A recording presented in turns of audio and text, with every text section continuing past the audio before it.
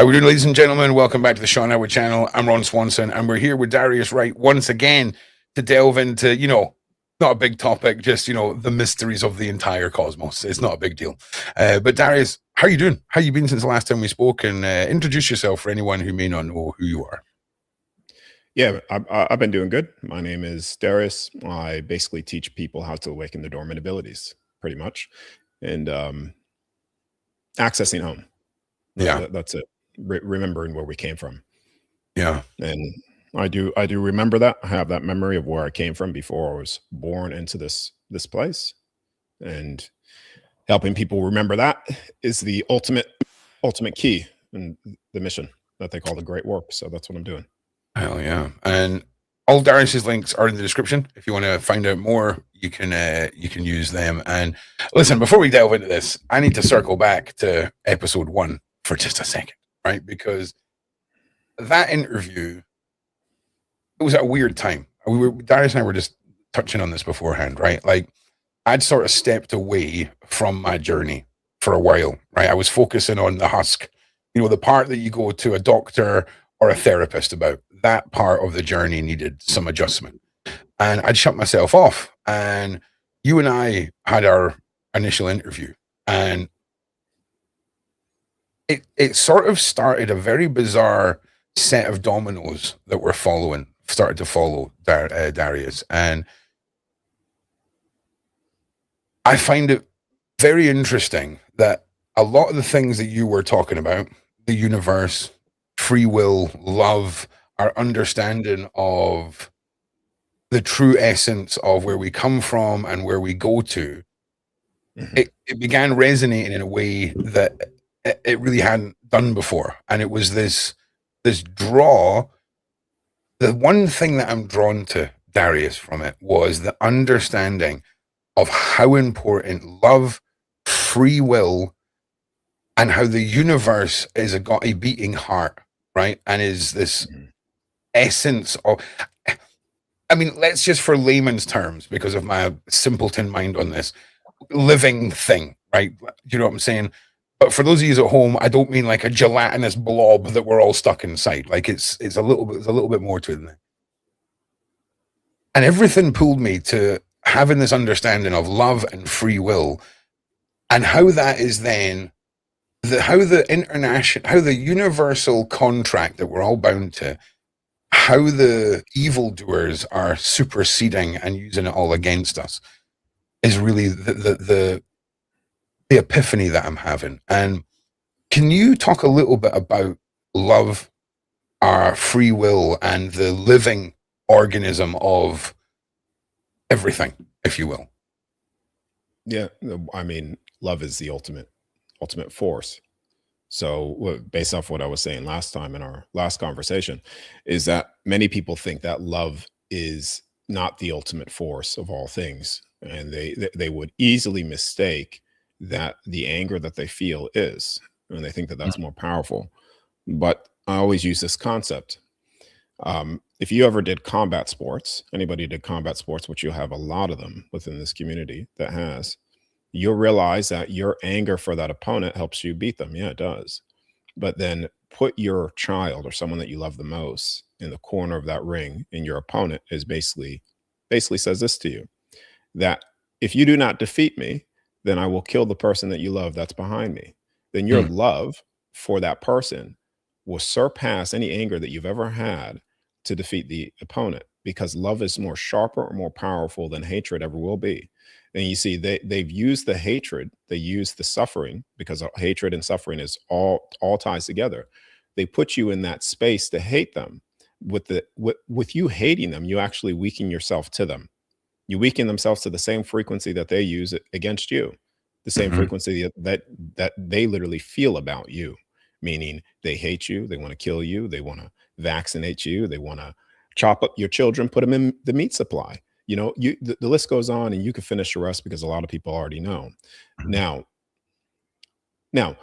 when you step into love in the rawest form, unconditional love as well, while at the same time you use that in courage for protection, then you literally have the sharpest tool the sharpest sword, the sharpest weapon that basically you could ever hold within this creation that you're in.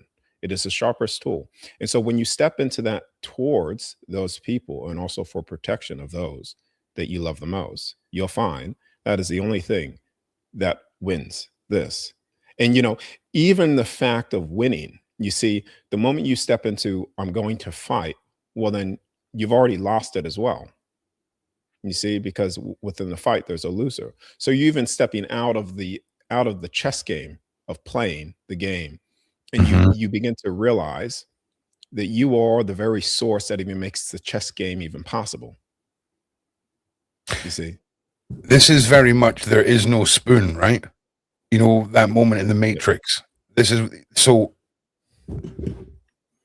because I've been trying to make that exact reference, what you've just said there, for about the last 2 weeks, and I've been using that there is no spoon as my analogy, right? Because you're not bending the spoon, you are the force bending around the spoon, effectively, right? Mhm. You are the everything.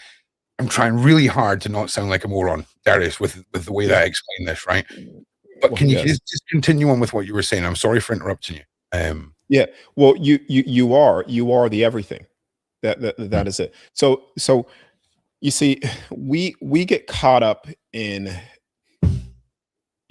thought forms and emotions and things like that, and we think that that thought is us, but we don't realize that we are the things that make the thought itself. And so then what is the being, what is the source that even makes that possible? And you'll find that we are outside of all prisms of light. You see, people say that we come from the light, but we actually don't. We don't come from the light, we come from dark, and from the darkness we birth light into creation. We birth all thought prisms of light into creation itself from the void. So when you realize that every single chess piece, the board and the games, that then we think that we are defined by, when you go back to love, you realize that unconditional love is undefinable. You see, that state of frequency is undefinable and it gives birth to everything. So what made the spoon even possible? The spoon was made possible because a soul thought that into existence, therefore creating that prism of light, that prism of frequency into existence itself. And you see, even a prism of light, a thought form, is of a prison. Think of the words prism. So a thought is of a prison if you get stuck into it. Because what you're doing when you think of something, you are automatically condensing light into a certain frequency, a certain emotion, and that is stuck in a box or whatever you're placing it in.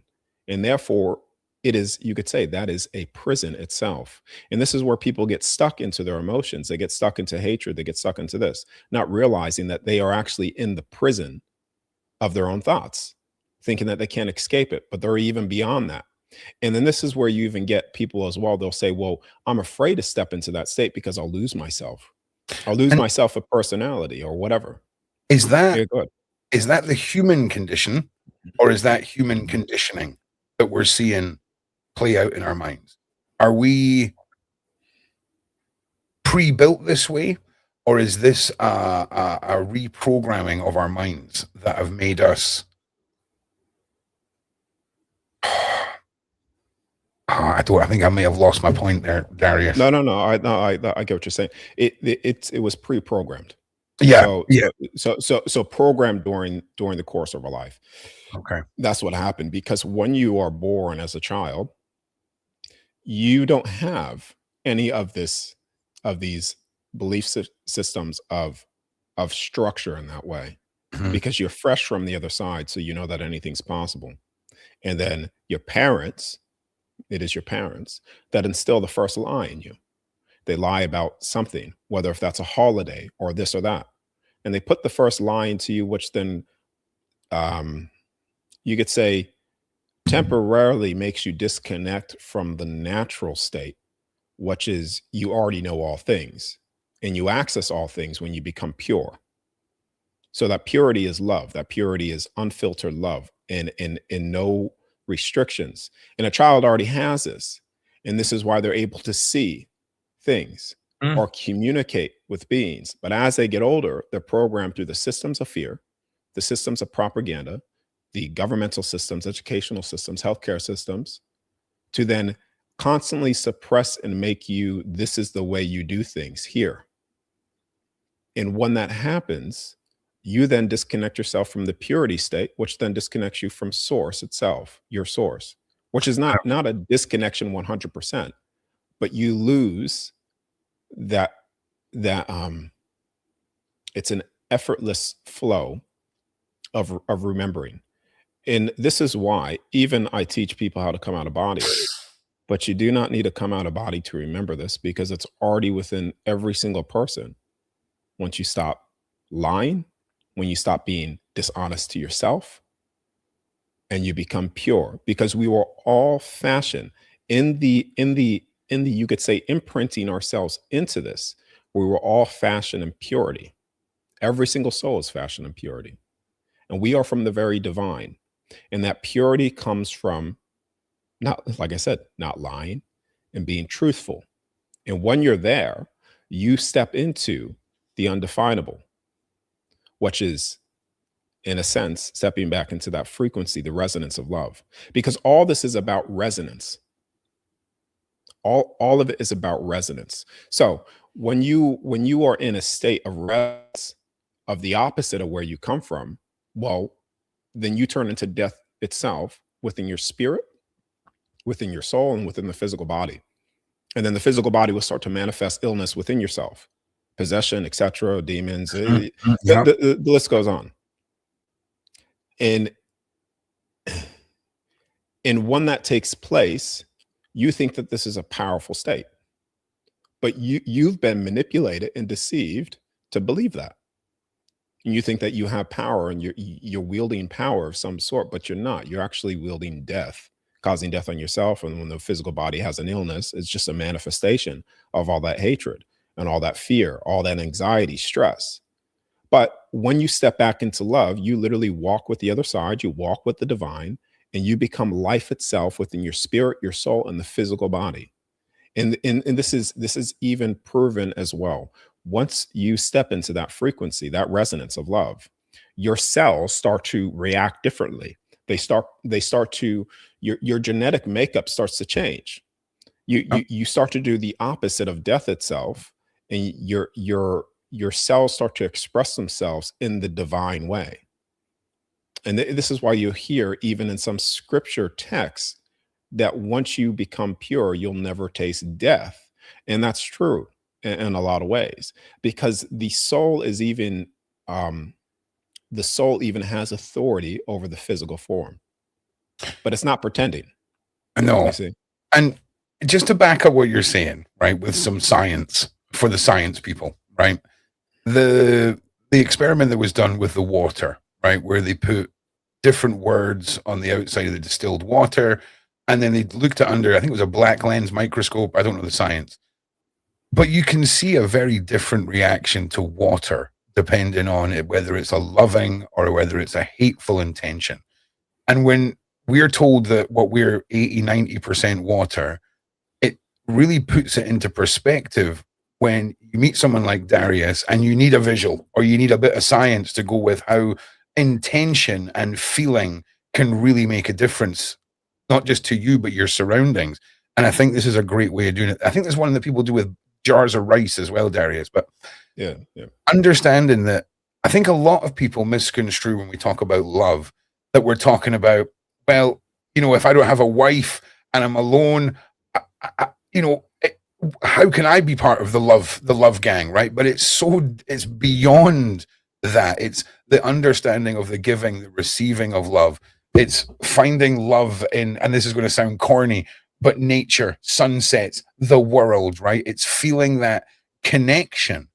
And I think that is what some people miss, right? Is because we don't really get taught the multi-layers of love in our lifetime, right? We get taught what it is. Oh, you meet someone, you fall in love. And that's really where the story ends for a lot of people, right? So Mm. understanding the vastness of this has been a journey for me. Big shout out Danny Henderson, okay, because she she was one of the ones that really she would never give up on me helping me understand this. And when I finally got it, Darius, everything fell into place and it made sense. But you said something very interesting tonight, and wouldn't you know it, we're on our first jigsaw puzzle of the interview, Darius, right? So my biggest worry was always, I feel like in the grand scheme of the cosmos, my involvement is very much going to be dealing with the evil, getting the hands dirty, doing the things that sometimes are necessary to when there's a war, so to say. And I've always been very worried about how you can have love in your heart, but it was then, if you're then doing something out of spite or hate and not doing it out of love, is there a difference, right? And defending your family, your people, your planet, your energy, that would be, and I'm trying not to use the word fight. I'm really trying, because I heard you earlier, right? But the confrontations that may come in the future, whether it's dealing with demonic forces, whether it's dealing with, and I'll tell you something else, that's another conversation in our time, actually, I'm ADHD in here. But the importance of confronting these things with love in your heart, right? That is the essential key from confronting the baddies of the universe, right? Am I right in that mindset? Yeah. Yes. I'm sorry to use the word baddies, bro. This is the only interview you'll ever do where they're referred to as the baddies. Okay. Okay. But just to help me here, right? You see, like, yeah, I'm trying so hard. Okay. I'm an idiot, right? So please, carry on. Please carry on. All right. The first point, I'll go into the fighting thing, but the first point you made is I don't have. So a lot of people say I don't have a wife, what you said. So listen to the words that when people say that I don't have, you already have everything.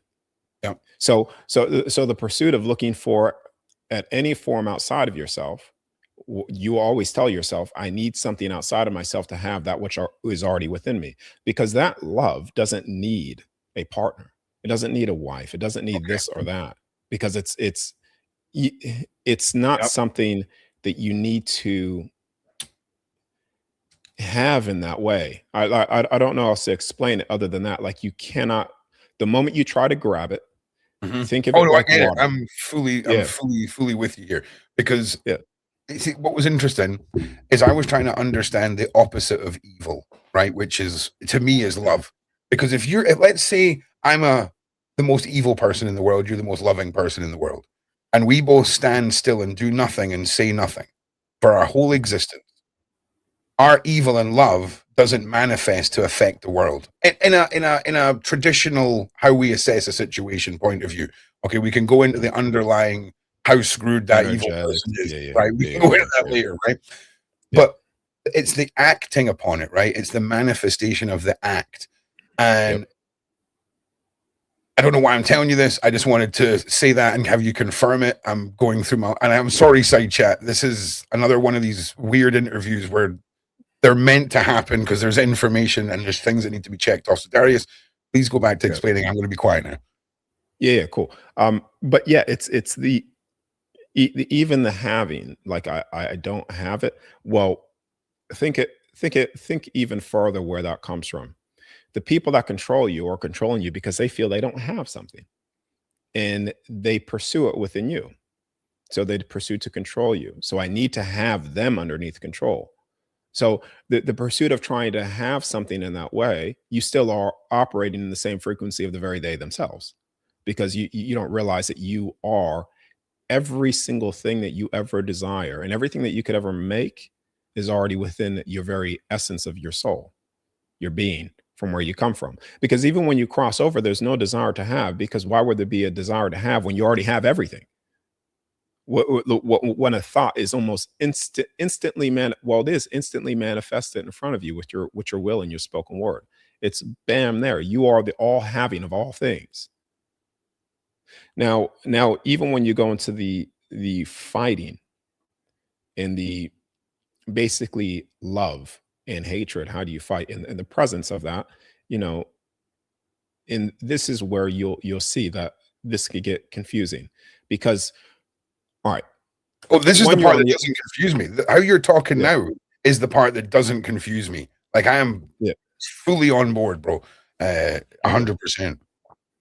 But when you're on the other side, yeah, you cannot harm another soul. Like there's none of that physical, like the soul doesn't have that. Like you can't go to another soul and like slit their throat, for instance. Like it just you cannot kill the infinite itself, but only through this physical body we have experienced, you could say, sin. And even though it's not sin in the way that they say it, but I'm just using the word because I know the community that I'm on to help them understand a bigger understanding. So you could say in the physical body, when you come here, yeah, you could experience sin because the body can be harmed, the soul can't. So you could go to another person and harm them. So then this becomes the mental thing within people. Well, wait a second. What you're saying contradicts because how could love be the all-powerful force? And you're saying that nothing could touch love. And then how do I act on that love without acting in hatred? And you can see where this starts to happen. Now, because this is based off where we are, the way that you act in the highest form of love here is courage because we have the physical form. This courage also protects even in the face of evil. I want you to think about certain names. I'm going to bring up certain names, even though they may not be real. Some of them may be, but some of them may not. Archangel Michael, you have Satan, Jehovah, you have Jesus, Yeshua, you have Amun, Amune, Anush, etc. So some of these names would be perceived as good or evil. So let's just say Archangel Michael, one of them, or Jesus, one of them. And he's in the face of Satan, Jehovah, or whatever itself, in the ones that are causing harm.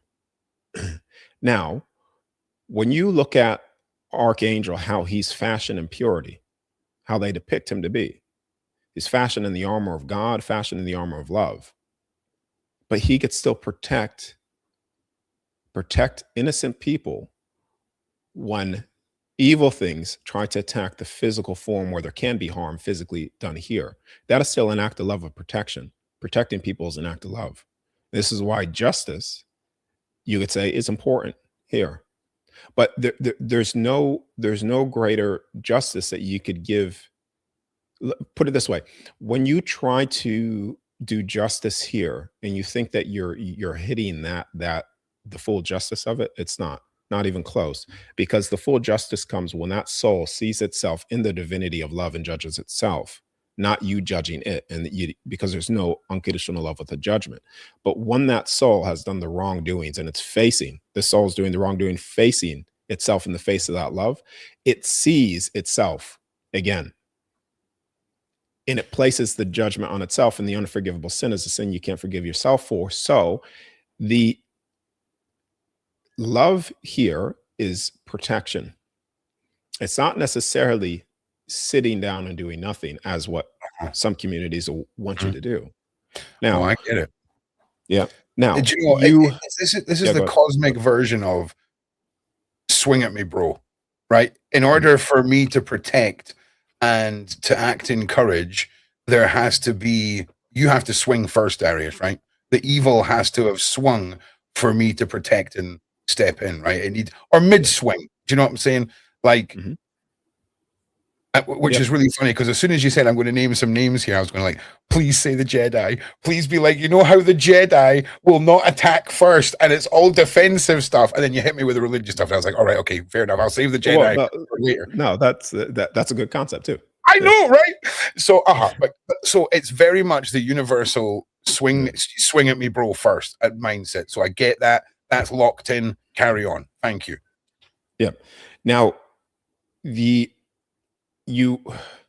then a lot of people will say, well, Darius, I cannot. And don't think that I didn't struggle with this myself, because I'm always on the pursuit for truth, even if it makes me uncomfortable. So then I thought to myself, even with seeing the other side itself and asking questions within myself, well, then how do I still act in that presence when someone's face to face with somebody that is actually going to harm them? How do I not hate them? And I started to realize this. It's like the concept that I always give. It's like a child. So you have a child, son, daughter. Let's just go daughter. And that daughter is causing pain to other people. Now you can protect the person that she's causing harm to, but you still love your daughter.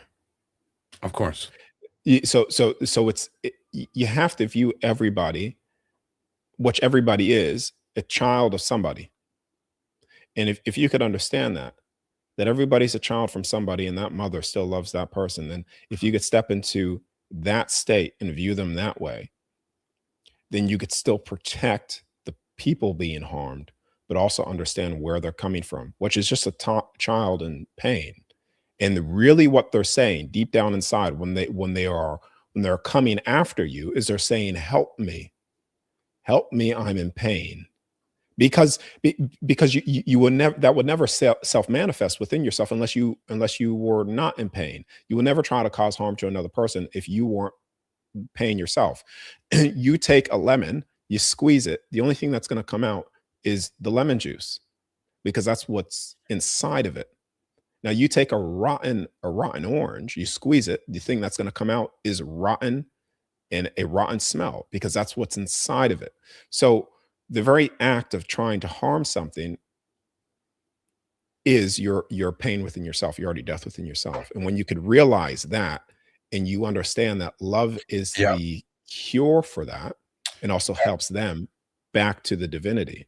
Yeah. You can, and that's the higher level of understanding with it, and how you go at it.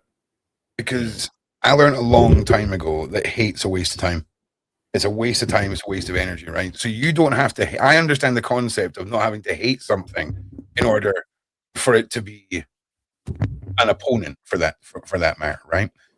Mm-hmm. But it's very interesting that it comes down to stepping in front and defending, as opposed to going forth and attacking, if that makes sense, right? Because that balance was something I've always wondered, because if they've already swung first, because I'm about to step into a whole new world, Darius, that I'll go over it a couple of minutes after the show with you.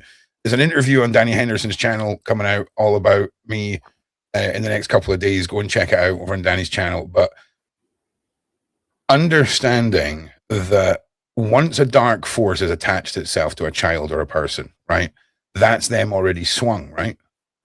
So by stepping in to clear the person or shoo off the nasties, shall we say, that is being done out of love to protect children, innocence.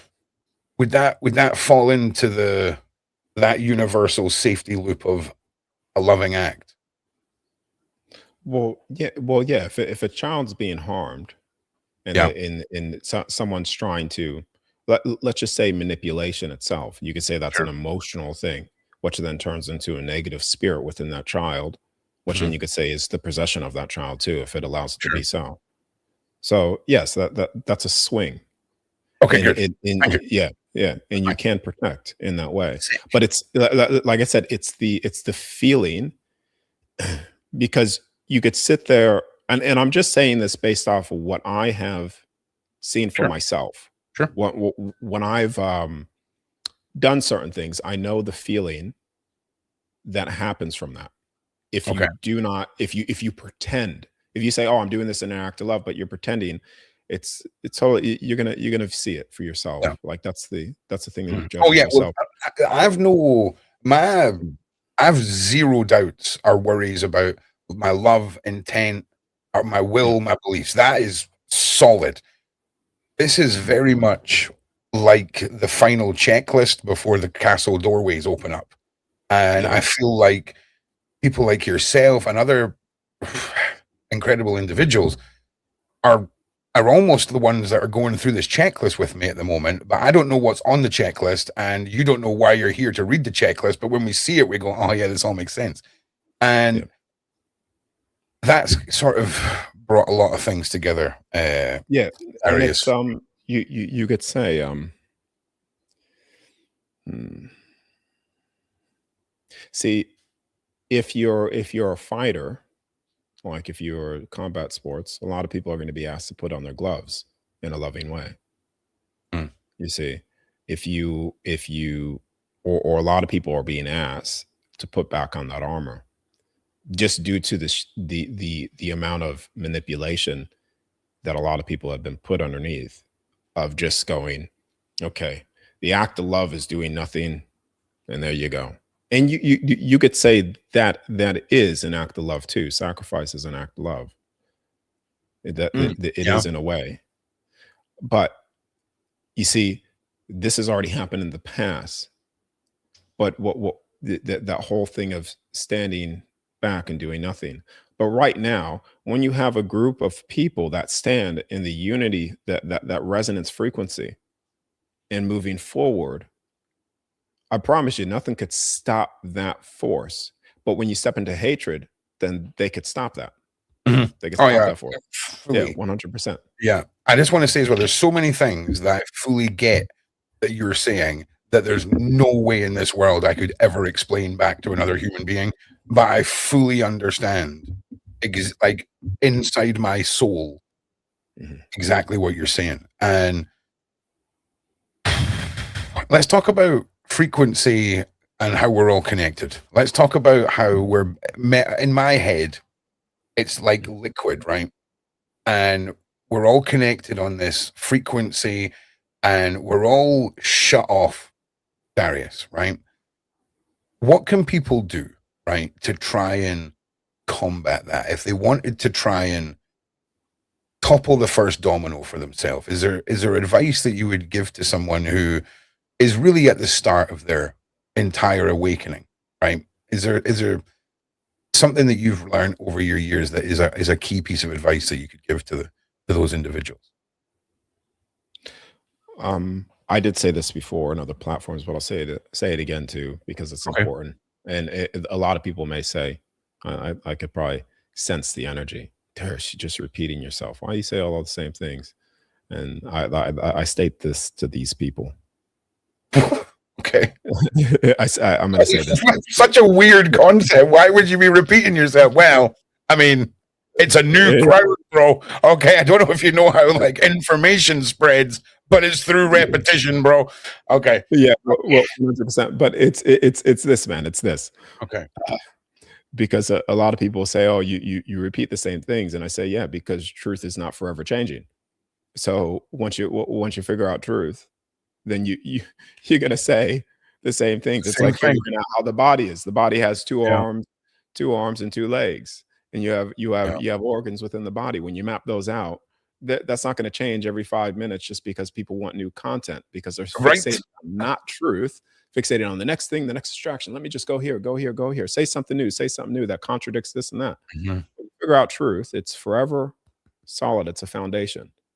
And if what I you're get that. looking for is constantly changing, then ask yourself the question, are you really desiring to Oh have shit. truth? Darius. Right. I've been having this mad crisis of feeling like all I'm doing is repeating myself when I come to talk about my journey and all of this. And it's like my soul is saying, don't worry about it. Keep talking about it. But the husk is going, bro, you've said this like 50 times. Did you see what I'm saying? And I'm like, one of you voices is right. One of you voices is right. And I couldn't quite nail it, but that's exactly what it is because the truth doesn't shift. If you're on a journey and you learn new things, that is part of a journey, but the truth never alters. Okay. It's not like woodworking where you get better at something and over time, Darius is going to craft a more refined goblet. The goblet's the goblet, bro. Do you know what I'm saying? He's coming with the same goblet each time. Honestly, my analogies. But it makes perfect sense, right? Yeah. Um, And I think staying authenticity is something that I think people see more than ever these days. So It's very easy to see people that are just that's not why authentic. I do keep saying It's the same things over again. Like I would have loved to have watched your brain like try and compute that sentence when they said that to you. Well, what do you no, mean? no, no. Listen. I'll say something What do you different. mean? We have over 1,000 quadrillion different heavens within this construct. There you go. That's new information. But is it true? Absolutely not. Absolutely not. But anyway, so to go back to the point, well, what you were saying Sure, please. is how does someone do it? Is they do it in this way, and actually try this, like to maybe 2 minutes, maybe a little bit awkward, but imagine, like really imagine this. It's going to sound like I'm putting you through a meditation. Close your eyes and do a Okay, kumbaya. I'm gonna full screen you. I'm gonna full screen you. I'm gonna go full Darius experience, right? Okay, I'm ready. But like really close your eyes when you do this, man, because it has to come from a place of genuine honesty. And if you are back at the source of all things, like everything that you ever desire to know, and you are in the face of that, the beginning of all things. And when you were there, every single thing that you could possibly know was presented to you. And that being and that source, God itself, was coming to you. And he said to you in that state, he said, nothing matters. Nothing that you will ever do, have ever done, will ever think of, or ever pursue matters. None of it matters. You still loved all the same. When you're told that nothing matters, not a damn thing, you really need to think of this. What would be your first thought in that state? What would be the first thought and the first action of what you would want to do? What would you feel? This is where you have to really think about that, feel into it, not just an instant response. But let's just pretend. Let's role play. Okay. I'm God itself, the infinite source. And you're like, I hold all information. Here I am. And then you say, well, what is this? What is that? And I say exactly these words to you as what it will be presented to you. Nothing matters. No thought, no action, none of it ever matters. You loved unconditionally, no matter what you do, what you think, what you say. What do you do now?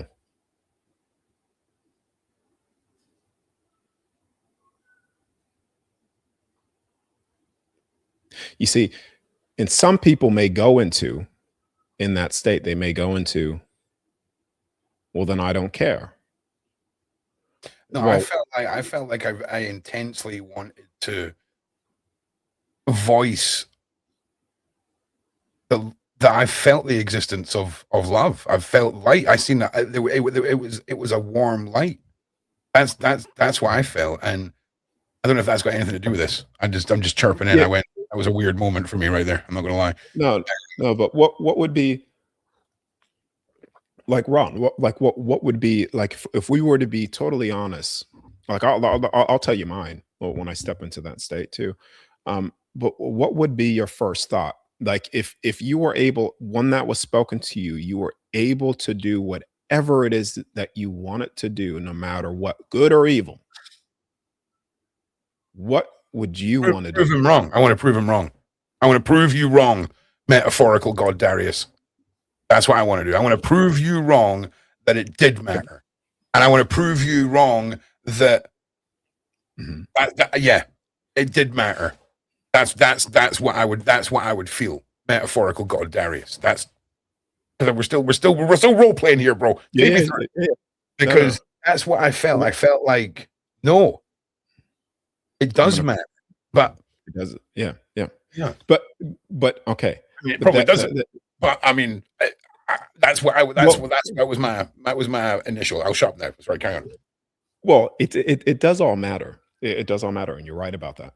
But it's again, role playing this.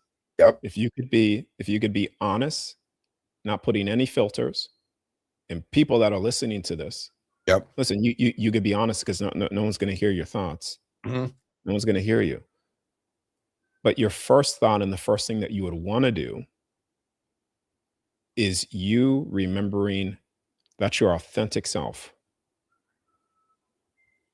That is who you are at the core of you. That was the light. That was the light that I seen there then. Mhm. That's what that Yeah. was. That was So so you then saying, I'm going to prove you wrong. That's you remembering who you are, your authentic self. What you could say is a warrior,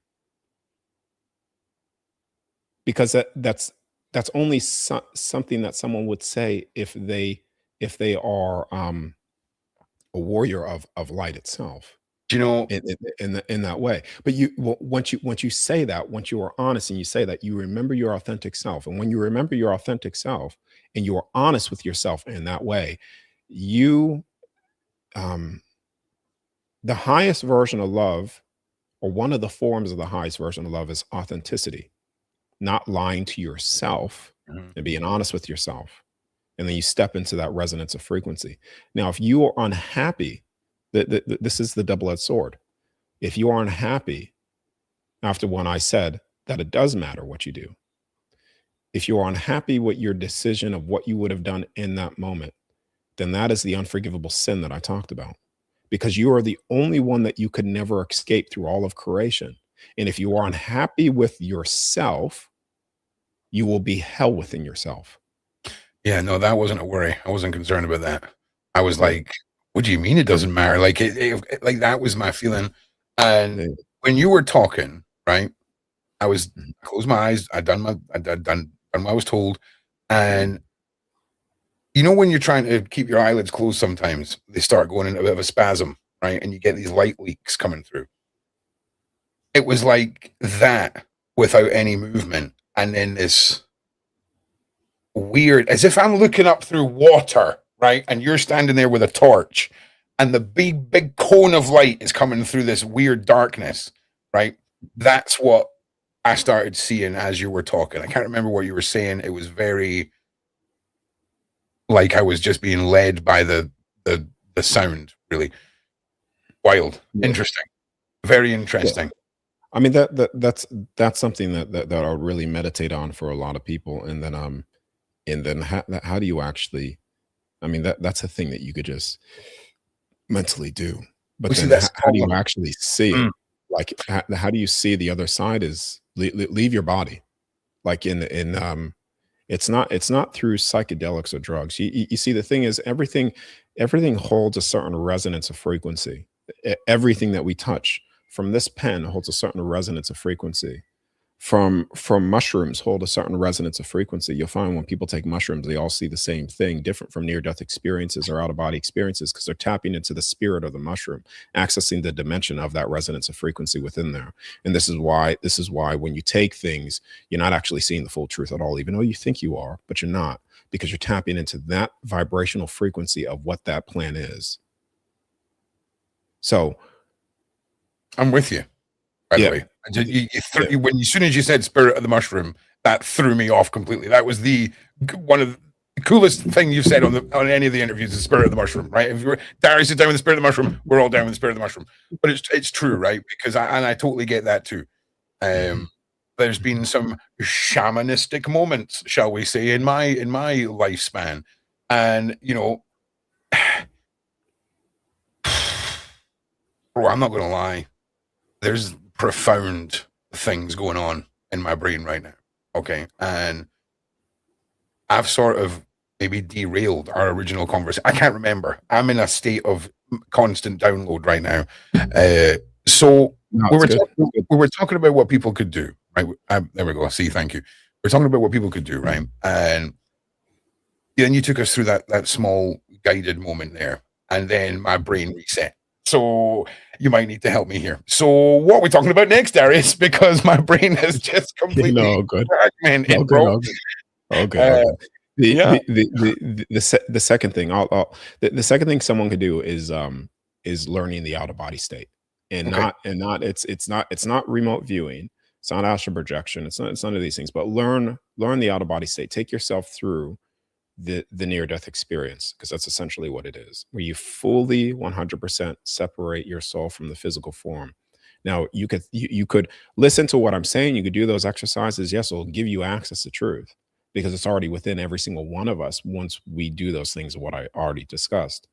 But when you see it for yourself, then there's no denying that belief. Right now, a lot of people need belief. They need belief in something, and then that belief eventually turns into knowing when they see miracle or something profound being done. And this is also why I don't necessarily like to work with people anymore, um, or or help in the way that I help people that already believe something. Because once you're trying to help an individual that is not in some form of trying to open up the door already, even when you knock, they may open it up, say, "Get the hell out," and they'll shut the door on you. You see? And it becomes this endless battle. They have to be at the door already, wanting it to open or wanting to invite you in.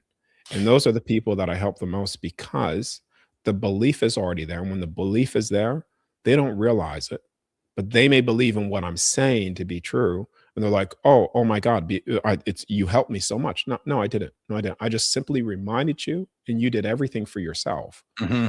Hmm. You, That's you exactly. did it all. You did it all on yourself. Hmm. No, no, I had nothing to do with it besides I just rang the bell, and you heard the bell. And then that Do you you know? started to remember everything. Do you know what it is? It's even deeper than that. Is you are the catalyst for belief in the journey, right? You are the physical embodiment of the belief, right? Because that's why people have come to you. It's an interesting one, right? But here's the thing. Hang on a second. Hang on a second. Hmm. Oh, my point is gone again. It will come back to me in a minute. Oh no, I remember it now. So, for what would you say to people? Because personally,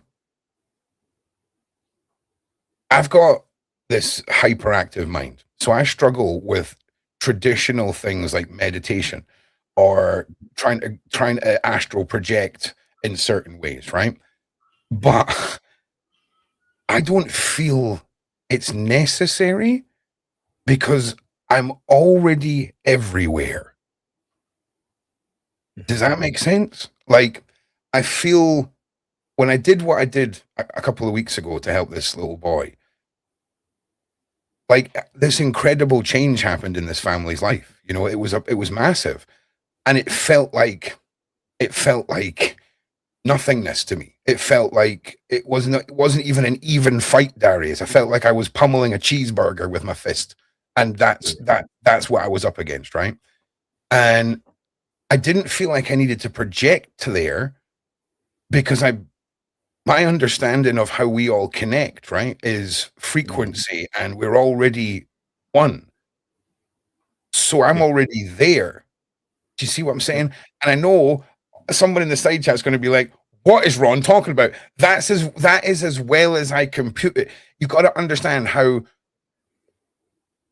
limited my vocabulary is. So I'm trying to No, no, explain it. all good. I mean, like I said, you don't need to come out of the body, because like I said before, it's already Mhm. within you.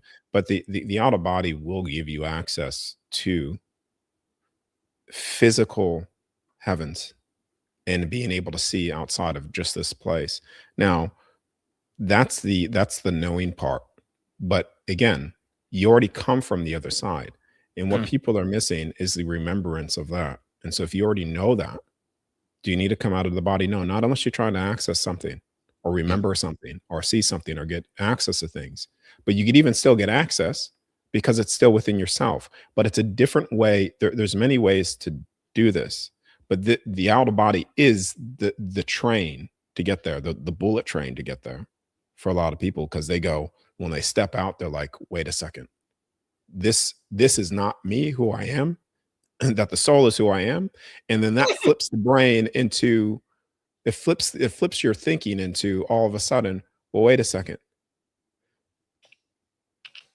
If I can, if I could do this in my soul, if I remember who I am and I could do this in my soul, and it's physical. What is stopping the physical body from doing all of those things, the impossible things, like levitation itself, telekinesis, telepathic communication? What's stopping the physical body from doing that? And it breaks down, has done for me anyways, breaks down those barriers. And you see, even telekinesis. So putting that in your hand, levitating that up, or making it spin. Okay. Simple things of making this spin is based off a resonance of frequency. Yeah. And Yeah. people could do it very easily. I could do it very easily right now. I could put this on a paper clip, stick it in there, maybe rip off a couple of papers. Okay. Shut off. I have something going there. And then just getting in tune with the energetic field, the resonance of frequency, this will start to slowly turn slightly. You'll see it shift. And people have done this with tinfoil or what have you. But it allows you to break down all of the impossibilities at some point. You know, I'm right there. Yeah. I know exactly what you're talking about. Yeah. And so when you remember that and you remember love, then you start to do all things here in that way, including what you just said. Just doing those things that you're already there within yourself, and so that you pursue to just do it. And if that's where you're at, then just keep on pursuing to do it, because it's essentially. Yeah. Do you know what's really fascinating about so many people is our willingness to disbelieve in ourselves, right? Is we're so quick to assume there's not enough good to go around. We don't deserve anything. And we present this iceberg of ourselves, right? Where we project this 10% of confidence, and underneath everyone's just 90% of a mess, right? That nobody gets to see. And could I ask you this though? Yeah. So this is where the honesty comes into play too. All right. You already know that you're within yourself. Oh, I'm not talking about me, bro. Just so you know, I wasn't. Yeah. That was. I mean, I'm one of the most open and. No. I say too much. It's good. It's good. But if you would, if I told you that tonight that you could leave your body and see a passed away loved one, you could see an angel. You could see all of the dimensions. You could see the other side itself. You could see everything. And if I really said that you could do that tonight, and I could show you how, would that not be something that you'd want to do over anything else?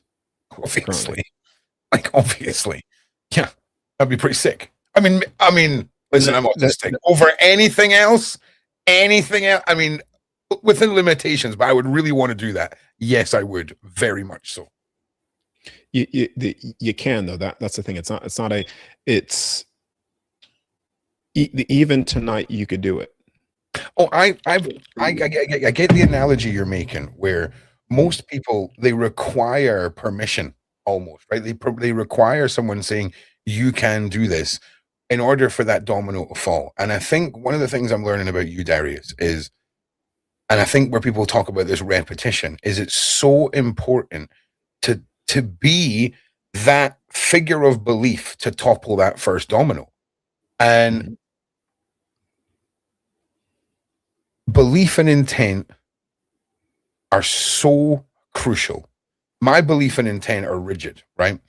But what I see so much in people is doubt, right? And it's sad when someone can do weeks of work and get so close to these. And again, I'm sorry, I'm a nerd, but it's like in a game where you've got an XP bar, right? And the XP bar fills up, you're level 2, level 3. But when doubt comes in, you knock yourself back from level 9 to level 1, right? People don't feel like they're worth investing the time in. Society crushes people down. And that's what we've got to try and help people push through, right? Is getting past these programmings that we've all been subjected to. Yeah, we do. A lot of people do. Like it's something that I didn't share it here, but something I did as I held an in-person event. I'm holding another one in December. It's 99% locked in now. And in that in-person event, the impossible was being done. Quite literally was, it's we had an individual doing exactly what I said, putting something there, and it was floating right between his hands. People's eyes starting to change from a blue, like someone had brown eyes, sort of hazel eyes, it started to turn blue on the outside due to the resonance of frequency. Interesting. We had a kid there that had glasses, and through knowing that it's possible, was able to see further than he ever has before without those glasses. We had my logos, the right hand stands for truth, integrity, love. So we went to a waterfall. No one was in the water. Some lady took a photo. No one was in the water. And again, this is something that you have to be there to witness.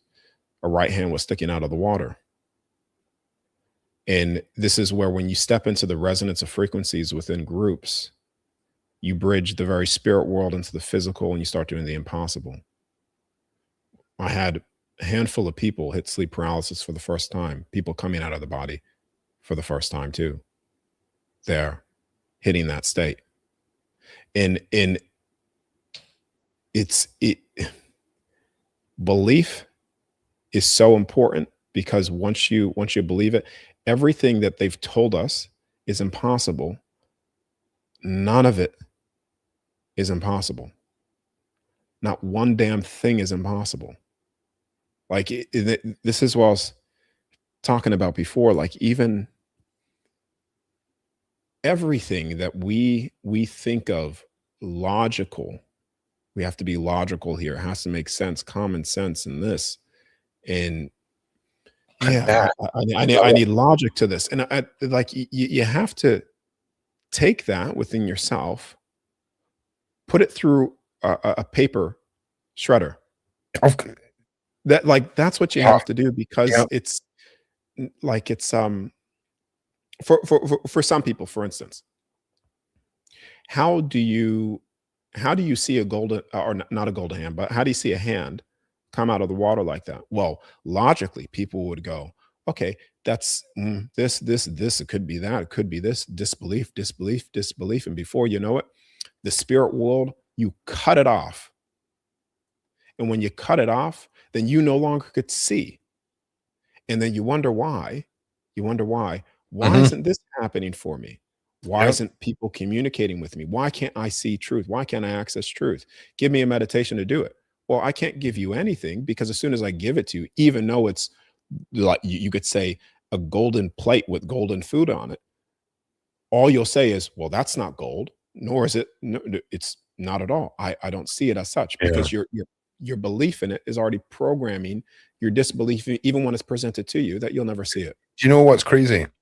See, that entire mindset that you're talking about, a little voice incessantly burned into me from about the age of 10. Okay. And there's so many things that you've spoken about that little voices have burned into me. Like, I don't know why I learned some of the things, or some of the things that I used to think as a kid. Like, it's just really odd. It all makes sense now, right? But can I ask you?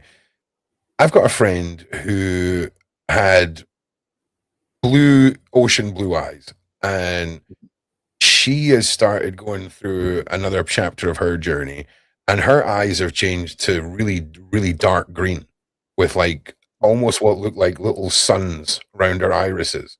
And is there like a color that goes with a frequency, or a color that goes with a shift, or is there any meaning behind the color shift, or is it just all as fascinating, and is it just random, or is there any connection to the colors?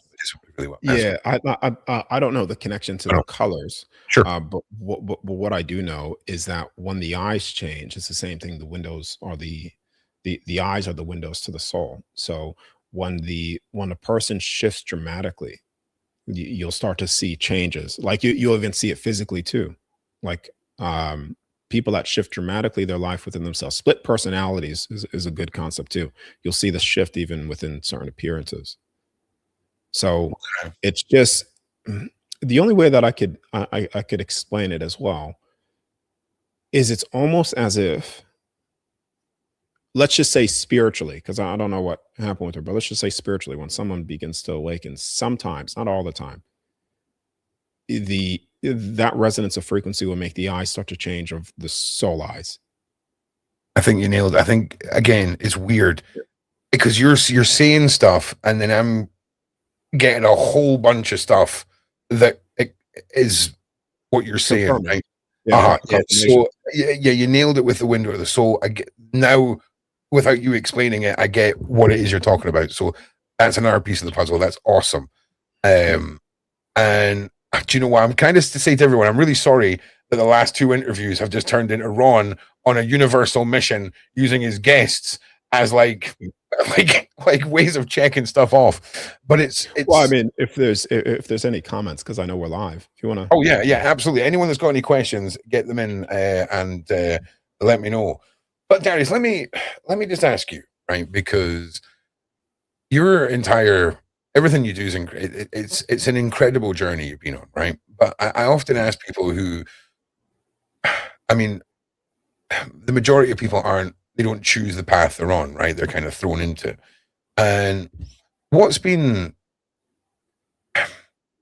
the biggest hurdle for you over the last few years? Like on this entire mission, and I feel like there's a thorn in your side. The biggest hurdle is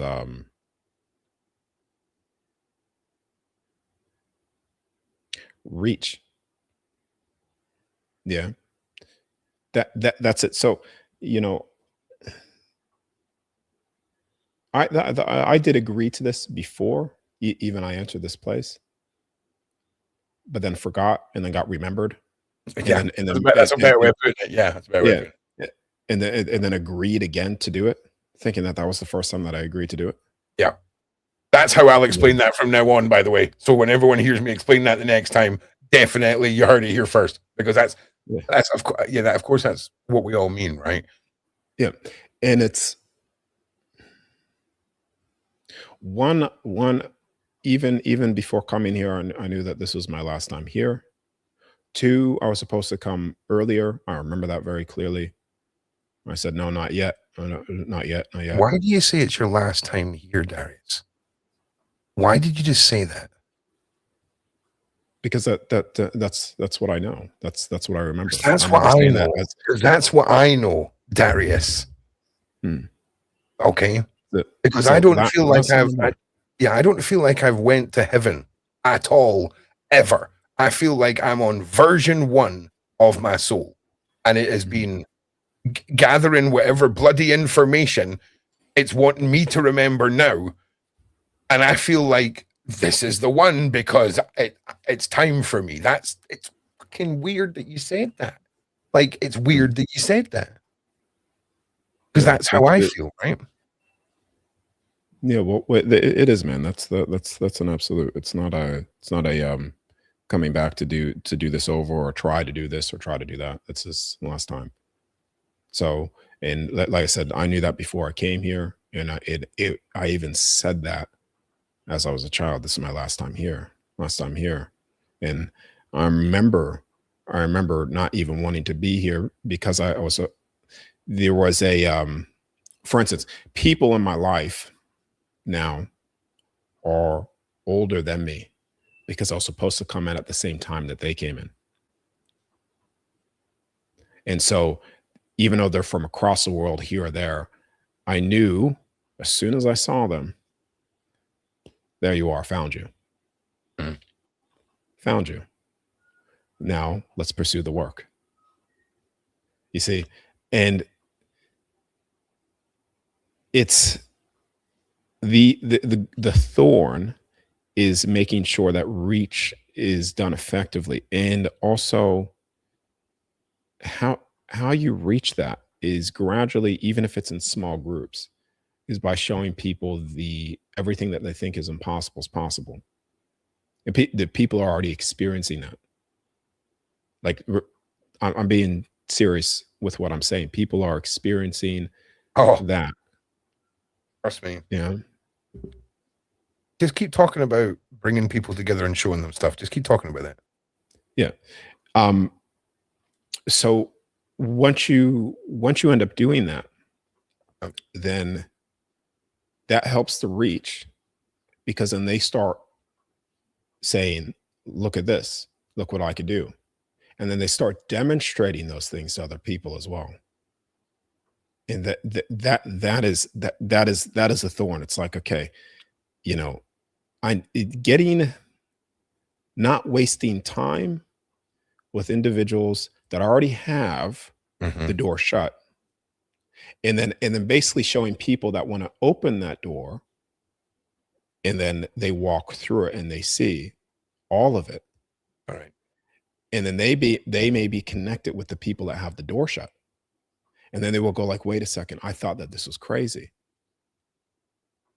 And then they will open up their door and pushing it through. So it's the pursuit of the mission, man. It's I said this before. It's the only reason why I'm here, and the only reason why I agreed to come here and still am here, because I'm not having a child in this life. There's no child, never going to happen. Mate, I filled your quota. I've had 7, mate. I filled your quota fine, bro. Okay, anyone up there ever questions that? Ron said he put 2 out for Darius, okay? No problem, mate. I got your quota covered, brother. Got that quota covered, mate. So, yeah, carry on, bro. I just want to say that the reason I asked you to keep talking, right, is Danny Henderson, right? Because you can't help people unless you talk about these things, right? And I'm like you, right? The thing that we spoke about beforehand. Like, I don't want to feel like I'm using what I'm doing to try and chase clout on the internet.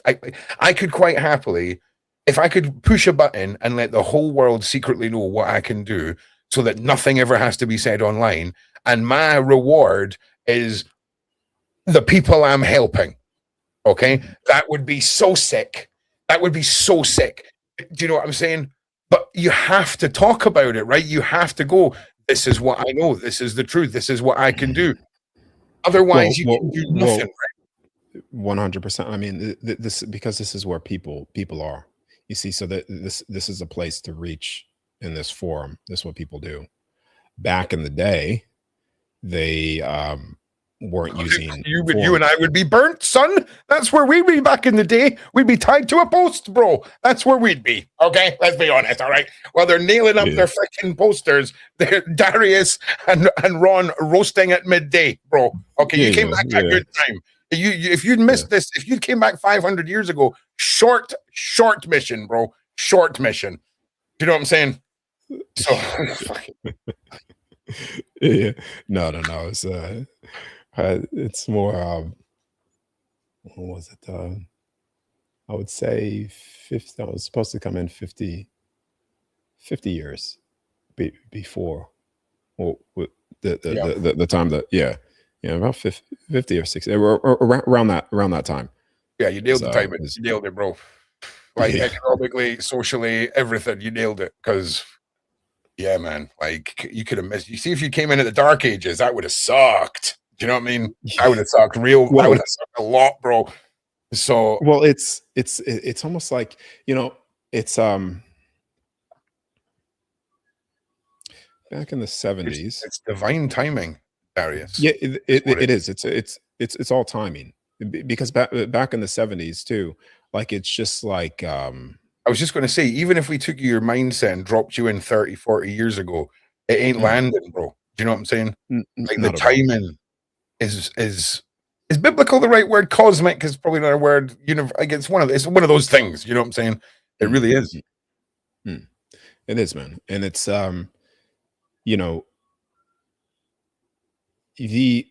like even the whole past too.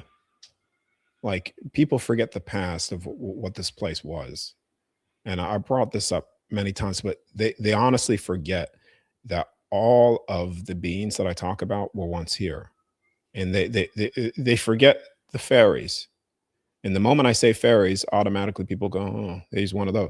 But they forget those fairies are entities. my boys, Darius. I just want to point that out right now. Right. So, Yeah. oh God, I freaking love you, Darius, bro. I'm telling you, like, just in case no one's told you today, I freaking love you, man. Like you, like is anyway. Please, I'm gonna mute myself. So even if I talk, I don't want to interrupt you. Yeah, but they forget those entities. They forget the dragon races, think that they're just the things that were written about in text, and that's the end of them. But they forget about those races, especially the ones that were very intelligent too. They forget about the elves. They forget about the creatures or even trees that we used to have. They forget about all of the races of beings, including ones that look like dogs, ones that look like werewolves, for instance. All that genetic makeup, which is still inside of some people too, you know, where people have all this hair on their face still. It's still coming from that genetic line of the past.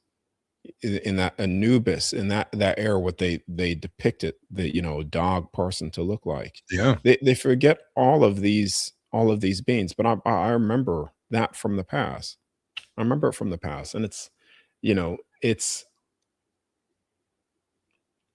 a lot of people think that human is just what this, but there was there's so much more to us, the giants, everything. Um, and even though we don't necessarily see them now, some of them are here still.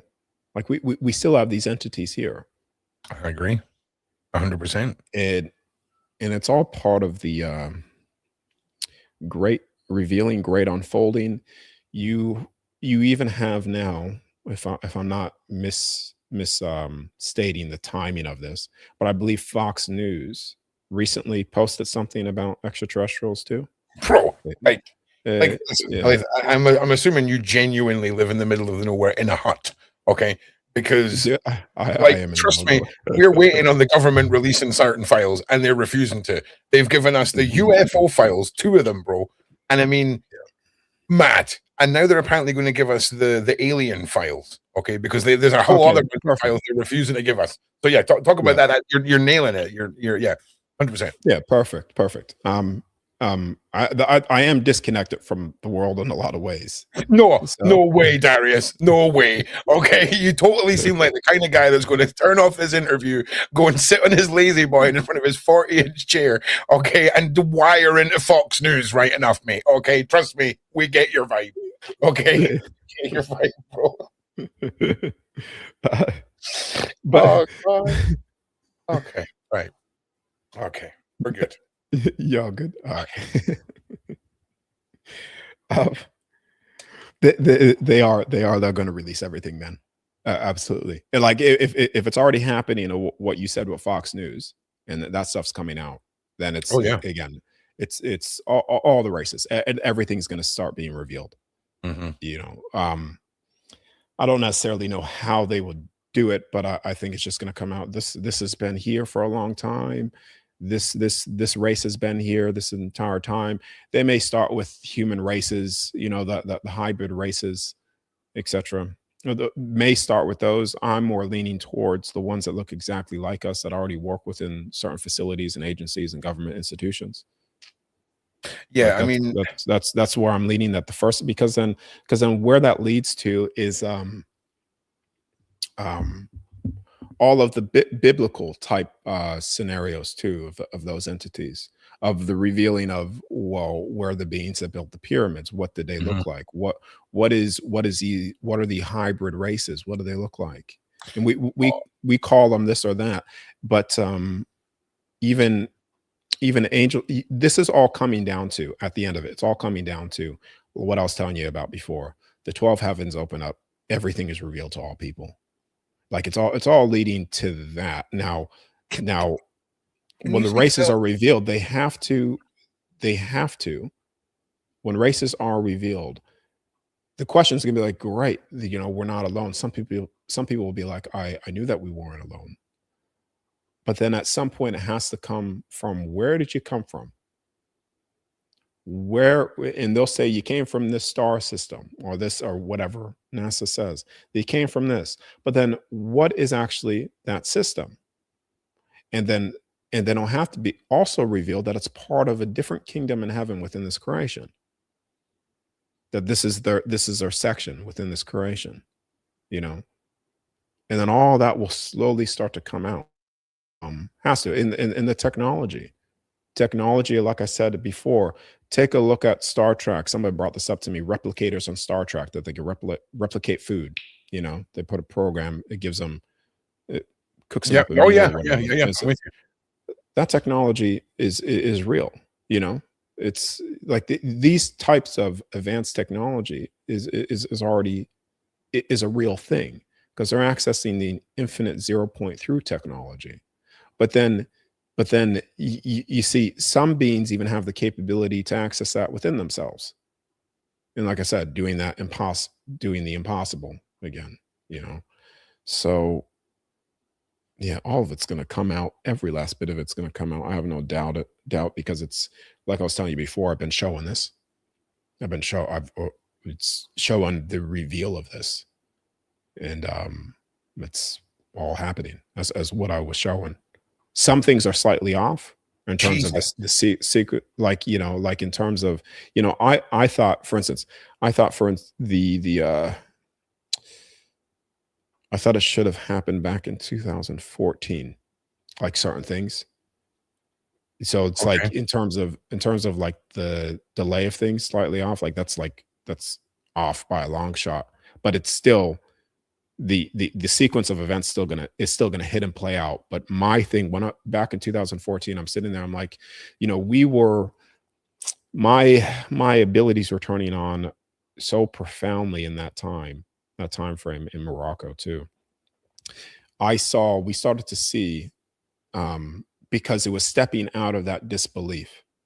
We're in a group setting again. Listen to what I'm saying with this, because this is very important. The shooting stars, how we perceive shooting stars way up in the sky, they were only about 3 meters above my head. We were watching. Three of us saw this. It went right past the house where you had, looked like shooting stars. We're like, oh, there's a shooting star, and it came very low, about 3 meters above the head, right over us, and like a whole bunch of them just started going. It's because at that time, this is part of opening. It was opening up the bridge between here and there, and that connection to the spirit world, the heavens, the kingdoms.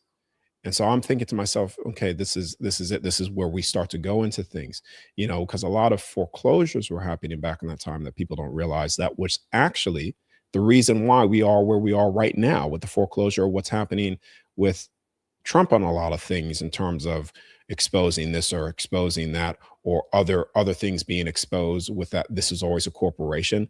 There were certain documents released back in 2014, which was foreclosing the very corporations based off the eternal essence of I am. Now, I'm not going to go into that, because that then leads into somewhere else where I don't want to be held responsible for something, but I'll just leave it there. But it started to, the thing is, we, the signature of the soul, when it remembers what it is, Okay. and it starts to put that into the, let's just say, the Xbox, the construct. It's like the your it's like a it's like the antivirus, or whatever. It's the anti, it's a code that disrupts the other bullshit that's going on. And so back in 2014, there was a lot of things happening that so many people were unaware Okay. of the straw man, from the how the Vatican, as well, certain institutions, were trying to make you step out of your soul authority, and a lot of things are being rewritten back into those institutions. What you're getting the implosion effect now.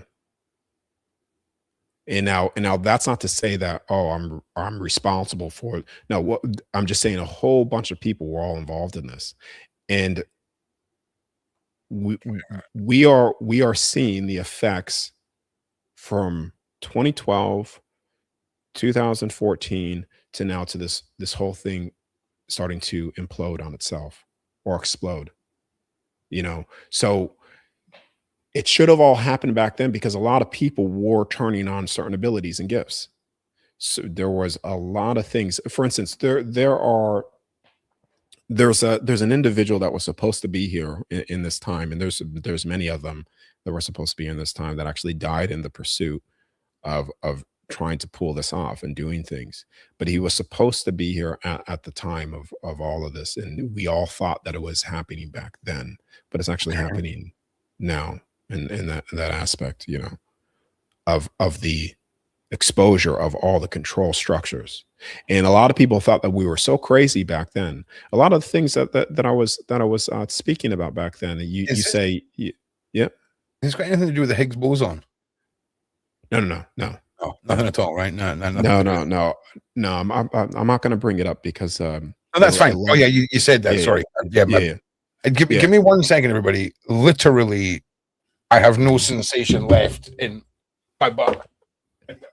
Yeah, all good. So we're going to go to everyone's questions just when you're ready, Darius, because I don't want to, because we never got to many questions last time. I don't want to anger everybody, but I'm aware that we've already gone 20 minutes over the hour. So as long as you've got time, I'm happy to fire some questions. Yeah.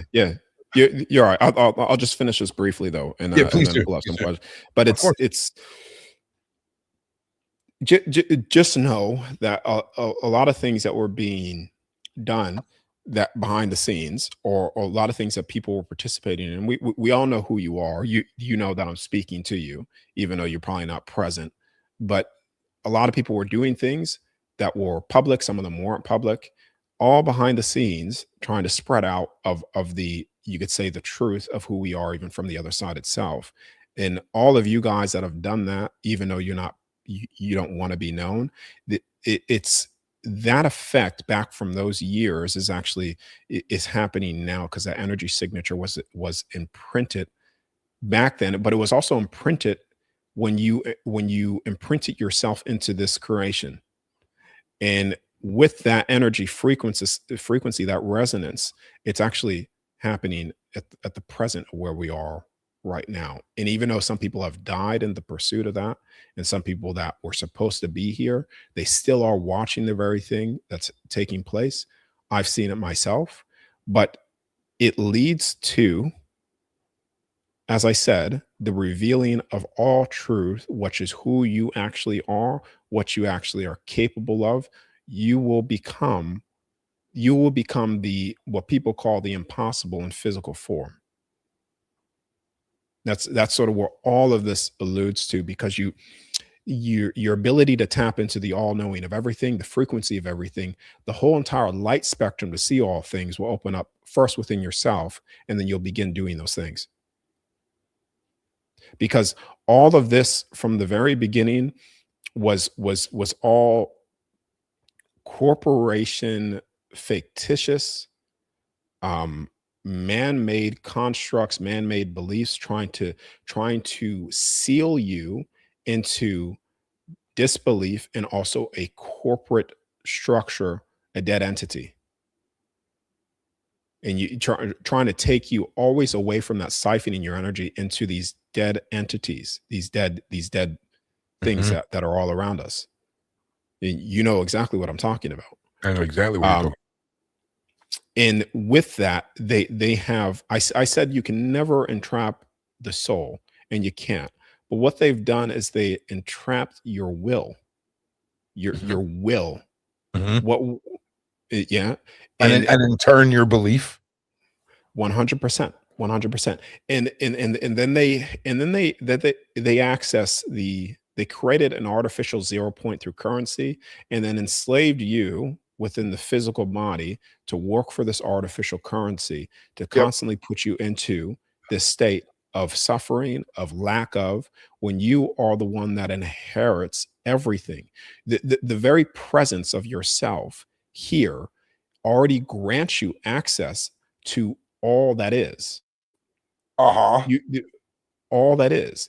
And when they then take you from birth, which is creating you could say two of yourself, they then take an aspect of yourself, making you believe that you're part of this thing. It's like McDonald's, for instance. And at McDonald's, they have employees and they wear their suit. Could you imagine for a moment McDonald's walking up to your house, knocking on your door, saying, well, you didn't clock into work today, or you didn't do this, or you didn't follow our policy? You would actually go to the McDonald's saying, listen, I've signed no contract with you. I've done none of that. You can't, I don't care what you guys do inside the McDonald's factory. I don't care what you do, because your policies do not apply to me, the living man, within my living essence of where I am. And so this is what they've done. They've taken all of these legislations, they've taken all of these fictitious laws and legislations and try to place it over God itself. They try to place it. You see, the thing is, there's no court that stands above the soul. There's no legislation that stands above God. And there's no corporation that will ever supersede eternal truth of all things. And so the courts have tried to step over the soul through always placing you in this fictitious reality that they made. You could call it the Matrix. Corporations and everything have all tried to stand above that essence. And they can't necessarily do it, but they can manipulate you due to hatred, fear, then to lower yourself into where they rule the land. But anyways, man. No. Let's get to questions. No. Oh, yeah, like we're just going to skip over it. I'm not going to respond. You know I'm going to respond, Darius. Okay? You know I'm going to respond. But okay. You just done it again. I get it, because it's weird how much I completely get to the letter what you're saying. And it is rooted in my, like, what I know to be true. Okay? Can't understand why, but it's not because you're saying it. I've felt what you've just explained for decades. Okay? Yeah. And it's now I'm hearing it being spoken in a way that doesn't sound like me giving Star Wars analogies, so that people can actually, like, anyway, I fully get it, man. And yeah, we're going to go to some questions. And yeah, cool. I mean, there's so many different ways to explain it, but that's just the way to make people comprehend of even like the Vatican in certain institutions and what have you are always trying to make you under and inside of these control mechanisms all the time, but because they can never surpass eternal truth of all things. And this is all they've tried to do. You see, we are from the divine, we are from the other side. And when we come into this physical body, that's what we are. And all of a sudden, they want to give you a birth certificate. They want to stamp you with this. They want to put this. It's like putting a stamp on your forehead saying now you are certified, owned by the corporation of whatever. Oh, well, and now you have to obey by the legislations and this or that or the policies of McDonald's. Yeah, I hear you. But you weren't born from the McDonald's factory. Oh, I hear you. You were born from there. And that is the authority. And when you step into that, you become the living man, the living woman, the living I am of all things here. And then when they ask you, who are you? What is your name? I am what I am. I am. Because when they try to place a name on you, you automatically are stepping out of the very source of where you came from, which is the eternal essence of all things.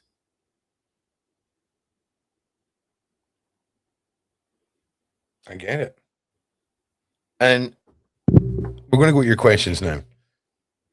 But man, this has been another one of those nights, Darius. This has been another one of those nights, bro. Okay, Darius. Also, as well, that's the only time I feel like we know each other well enough now that next time you say a word and it comes out as manifest, I'm going to pull you up about it. Okay, I'm going to bust your chops. Okay, everyone gets one, Darius. Everyone gets one. Does Darius see different realities, or are we able to go and check them out? Do I see different realities? Yeah. I do. I do. It's I see different time events taking place. You know, just last night.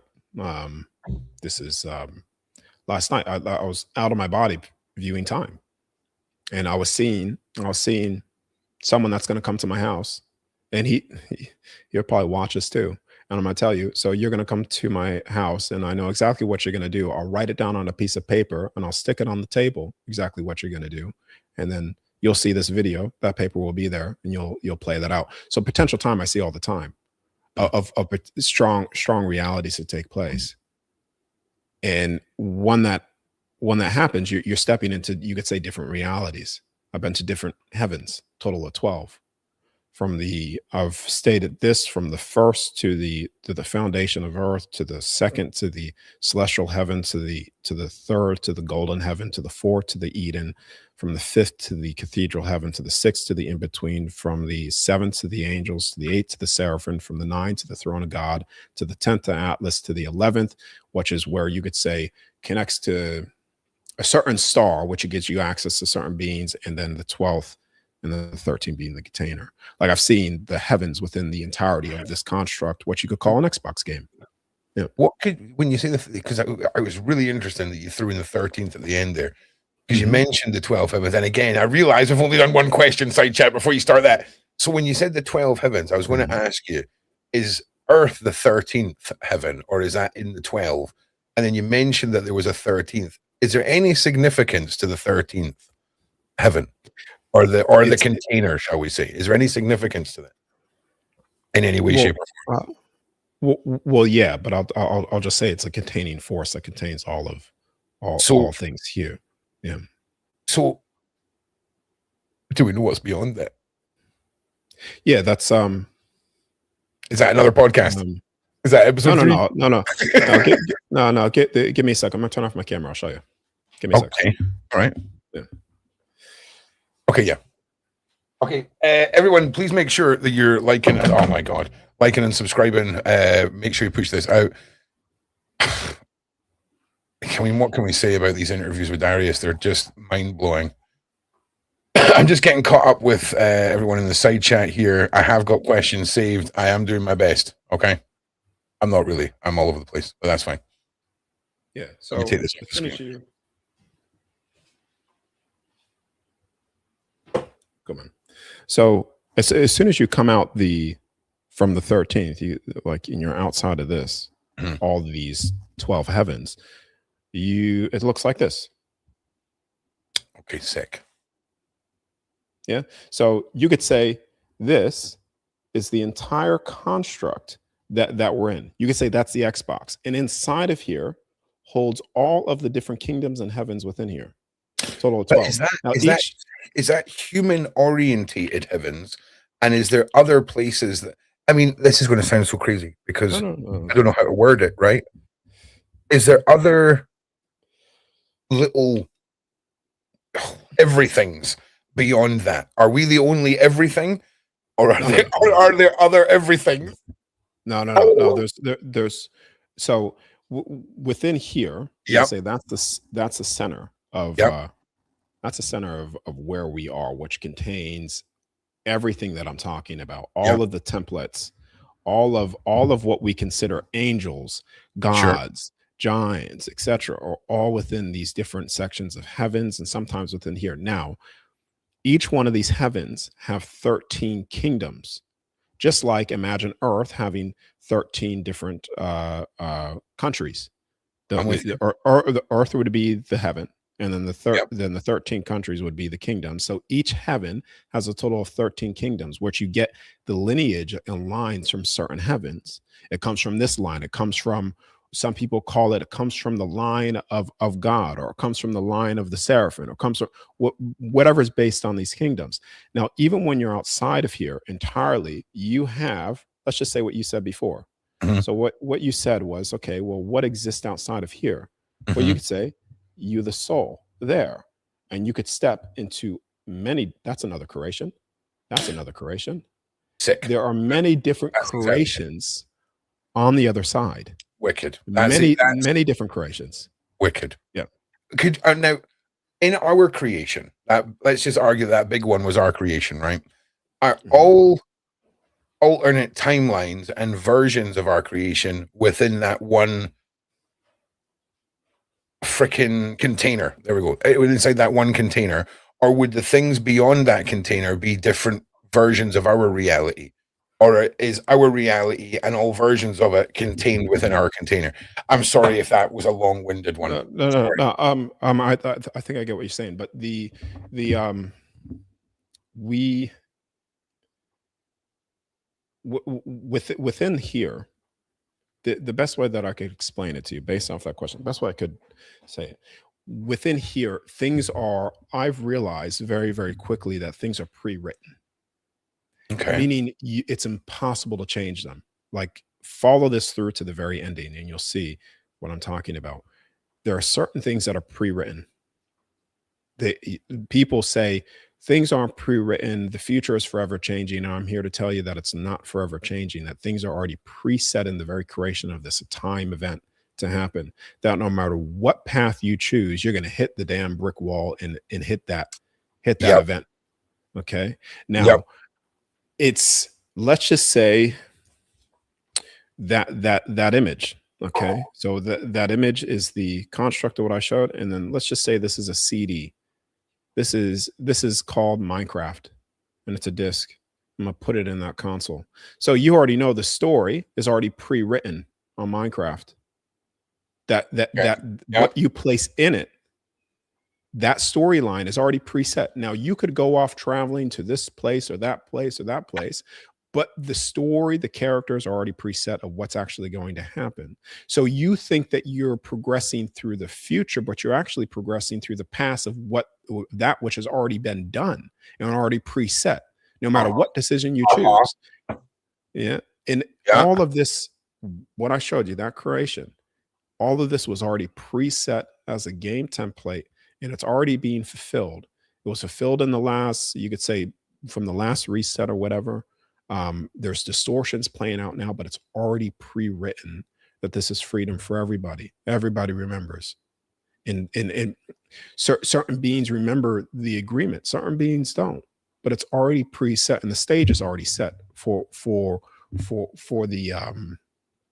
for everything that's already going to be fulfilled, pretty much, or happen, because Okay. it's, yeah.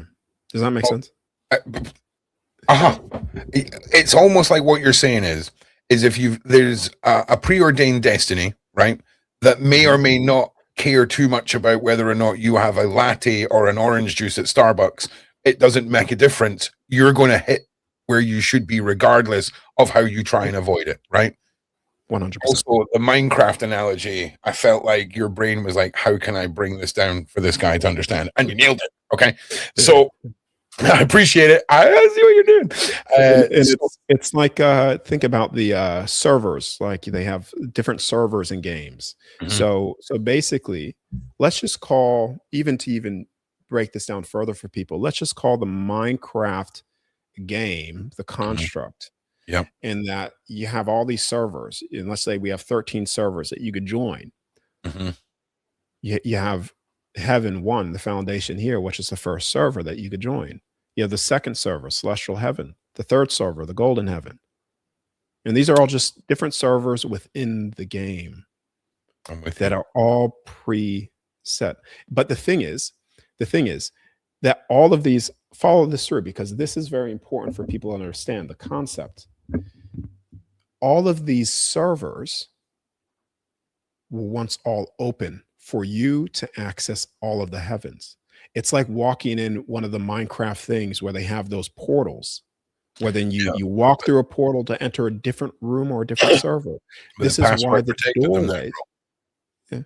The but this is password. why some of those original doors with inside of the temples, with inside of the old structures, they were certain portals to access different servers, to access different heavens, where you could Yeah. walk and traverse the whole creation of this place.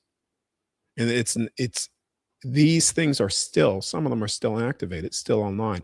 But the Mhm. thing is, they will all become, everything will be available to everybody at the end of the freedom point. You're not going to have money to need to do this or that or whatever you may think. All the suffering pain ends, you know, and then you get to access the multiverse of the Minecraft game again. Mhm. Oh, I'm with you. Interesting. I'm sorry to jump ahead in people's questions, but this one just appeared, and I feel obligated to ask this. What Mhm. is? Please talk about original pairs. I have no idea what that means. So, if you know what that is, Darius, let us know. Have any idea what that is? Uh, yeah. So a a original pairing is similar to this. So you mm, I'm thinking imagine for a when you moment say, you had an experience with another soul on the other side through countless different experiences. Let's just say if your soul only experienced 100 different experiences, your original pair would maybe have experienced 80 of them with you. So it's someone that Mhm. you really click to, you bond to. This doesn't always mean a partner, a sexual partner. Sometimes a pairing, or original pair, is not what you think it is. Sometimes they come in different age groups, from you being younger, someone else being older, vice versa, or same pairings of soul. An original pair is a pairing, a union of souls of shared values through creation of things that you've done for a very long time. You could say families, soul families, is a pairing, is a pairing. And that You was the know, last piece of the puzzle, Darius. That was the reason why I was compelled to ask you that. That was another really, really, really reassuring and check. Thank you, Darius. Okay. Hello, Darius. How can I feel peace and happiness? No big deal. Just a simple one there for you, Darius. okay, let's just go to the core of it. How do I feel peace and happiness? So your pursuit of trying to feel it is always, you're never going to feel it. It's like asking the question, um, how Like do I feel chasing peace? a bag in the wind. There you go. There you go. It's how do you feel peace and happiness? It has to come. You got to stop searching. Like, even stop searching for love, because your search for love already means that you're not love, and therefore it's an endless search. It's like the chronic healer.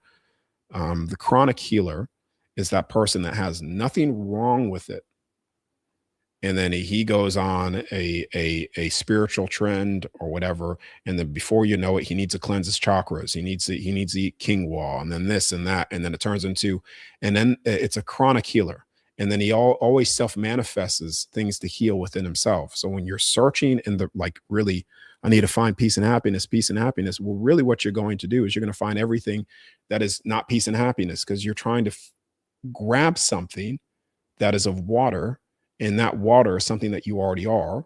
And the moment that you stop trying so hard, you just become it. It's that authentic self, because your Is, authentic self doesn't try to be peace and happiness. It already just is, when you just allow yourself to be yourself. is it almost It's like by acknowledging your lack of something you desire, you're manifesting your inability to get it because of your disbelief in deserving it almost, right? Is that kind of yeah, right? yeah, yeah. It goes back even to the water. Your worth and how you feel program the water. You know, but it's the pursuit of finding happiness. Like, it's so damn easy just by saying, I'm not going to pursue that. I'm just going to be myself, and automatically you become happy just by Yeah, doing yeah. that. Do you know what? It also ties back to the freaking Danny Henderson vibe of love yourself and everyone will love you. It's so freaking true. Like if you feel like you're missing love, just learn to love yourself. And I guarantee Mm. you other people will see that and they'll be like, he seems like a swell chap. That's all I'm saying. If that is what is on your mind. But it's true, right? Love Or, yourself and or some people may deny you, but then you don't take that offensively because they're merely just saying, for instance, if you are being your authentic self yeah. and that makes someone uncomfortable, it's because they're uncomfortable with themselves in a way, Every because day of it's my like life, Darius. it's Every day of my life, bro. Every day. like think about it. It's like the hippie, for instance. Like the hippie idea that people have, where that individual loses themselves and they just don't care about anything anymore. And so when then somebody that's putting on 1,000 cubic meters of makeup on their face and doing all of these things, getting fake implants of boobs, and the list goes on, and they're trying to superficial it's a superficial means of trying to for validation in that way. Yeah.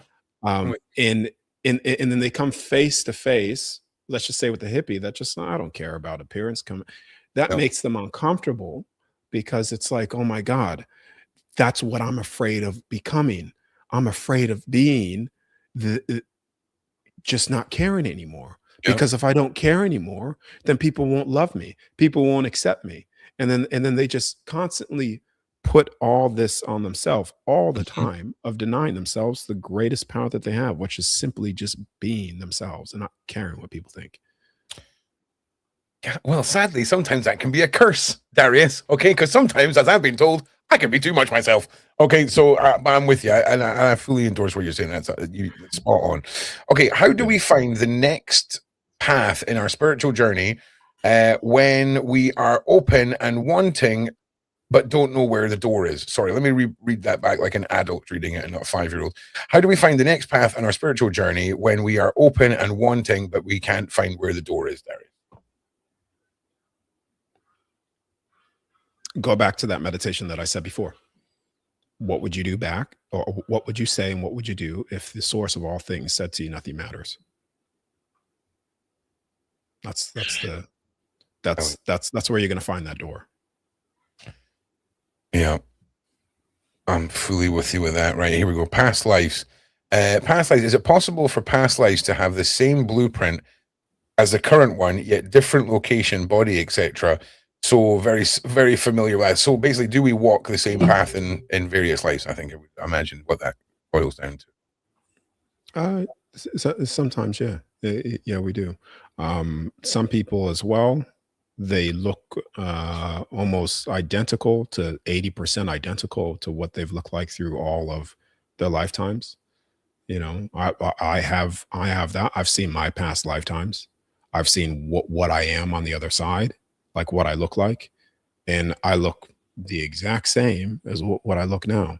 And this is to even give you proof of this too, to even validate what I'm saying. Well, I can't give you proof, but to validate what I'm saying is 16, Celeste showed me who I was at, what I looked like in the future. Now I thought it was somebody else. Okay. And then you Right. see, Yeah, I'm with you. I thought it was somebody else. And I was like, who's that? I was like, oh my God, that's, and then all of a sudden I look at myself in the mirror, bam, that memory. She was showing me myself. Now, Yeah. even when I come out of body, I look the same. I have a very similar appearance. Now, some souls, when they come in, they keep that appearance. And this is why some souls, not all of them, but some souls will wait based off certain genetics of parents to come in to reproduce that same who you are type of I'm deal. with. Oh no, I'm with you. Okay, my brain went off on a side quest there because let me ask you something. If Mhm. let's say, for example, Palladian, a Nord, Mhm. hundreds of years ago, Mhm. decided to stay here, right? And all of our people left and they died here. Okay. And again, Darius, we're getting out of the box here questions now. Okay. Do you think that the soul of the being who passed here would remain here and then transition into another vessel? So what I'm saying is, if another life form was here, it passed away, do you think that life form could take the husk of a human and have another life here? So basically, by attaching themselves to a fully living being as well. Effectively, yeah. Because Uh, when we were talking about the I've already forgotten what the hell it was called. no, it's good. It's good. In that way,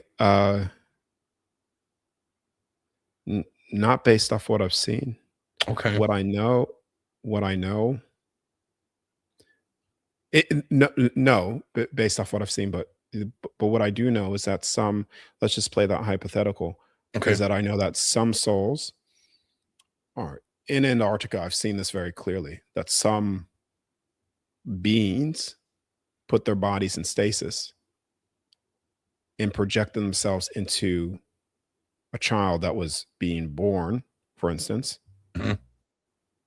and coming in that way, but still with their original body. And then sometimes people may get this bleed through of themselves sleeping somewhere. I'm going to hit you with a curveball, Darius. It's coming. Okay. Okay. What if we introduce unbreakable love into the equation? What if we had an off-world being and an on-world being that somehow connected their souls? They battled the darkness, whatever we want to insert to romanticize this here. Do you feel like those two could be the twin people that person referenced earlier, or does it have to be a human soul for you to have that connection through many lifetimes? And there's a specific reason I'm asking you this. This is part of why I'm deep in the research. Yeah. So basically, what you're asking is, do they both have to be physically present as well? Is that? Well, yeah, I would think so. I would think in the analogy that I'm trying to put forward is, I think a lot of people, they have dimensional beings. In my head, I'm talking about a physical, like off-worlder, effectively coming here, staying here, bonding with a human, right? And the two of them passing over, dying naturally, and their souls, their energy, their everything. And I'll tell you something else. I'll be specific about the Palladians and how they are guardians of this love energy in some allegedly. Would that have an impact on it? Because I'm on a weird journey right now, and this is a question I'm trying to get answered. Okay, because I feel like there's somebody here who isn't from here, but the body they're in is from here. That's what I feel.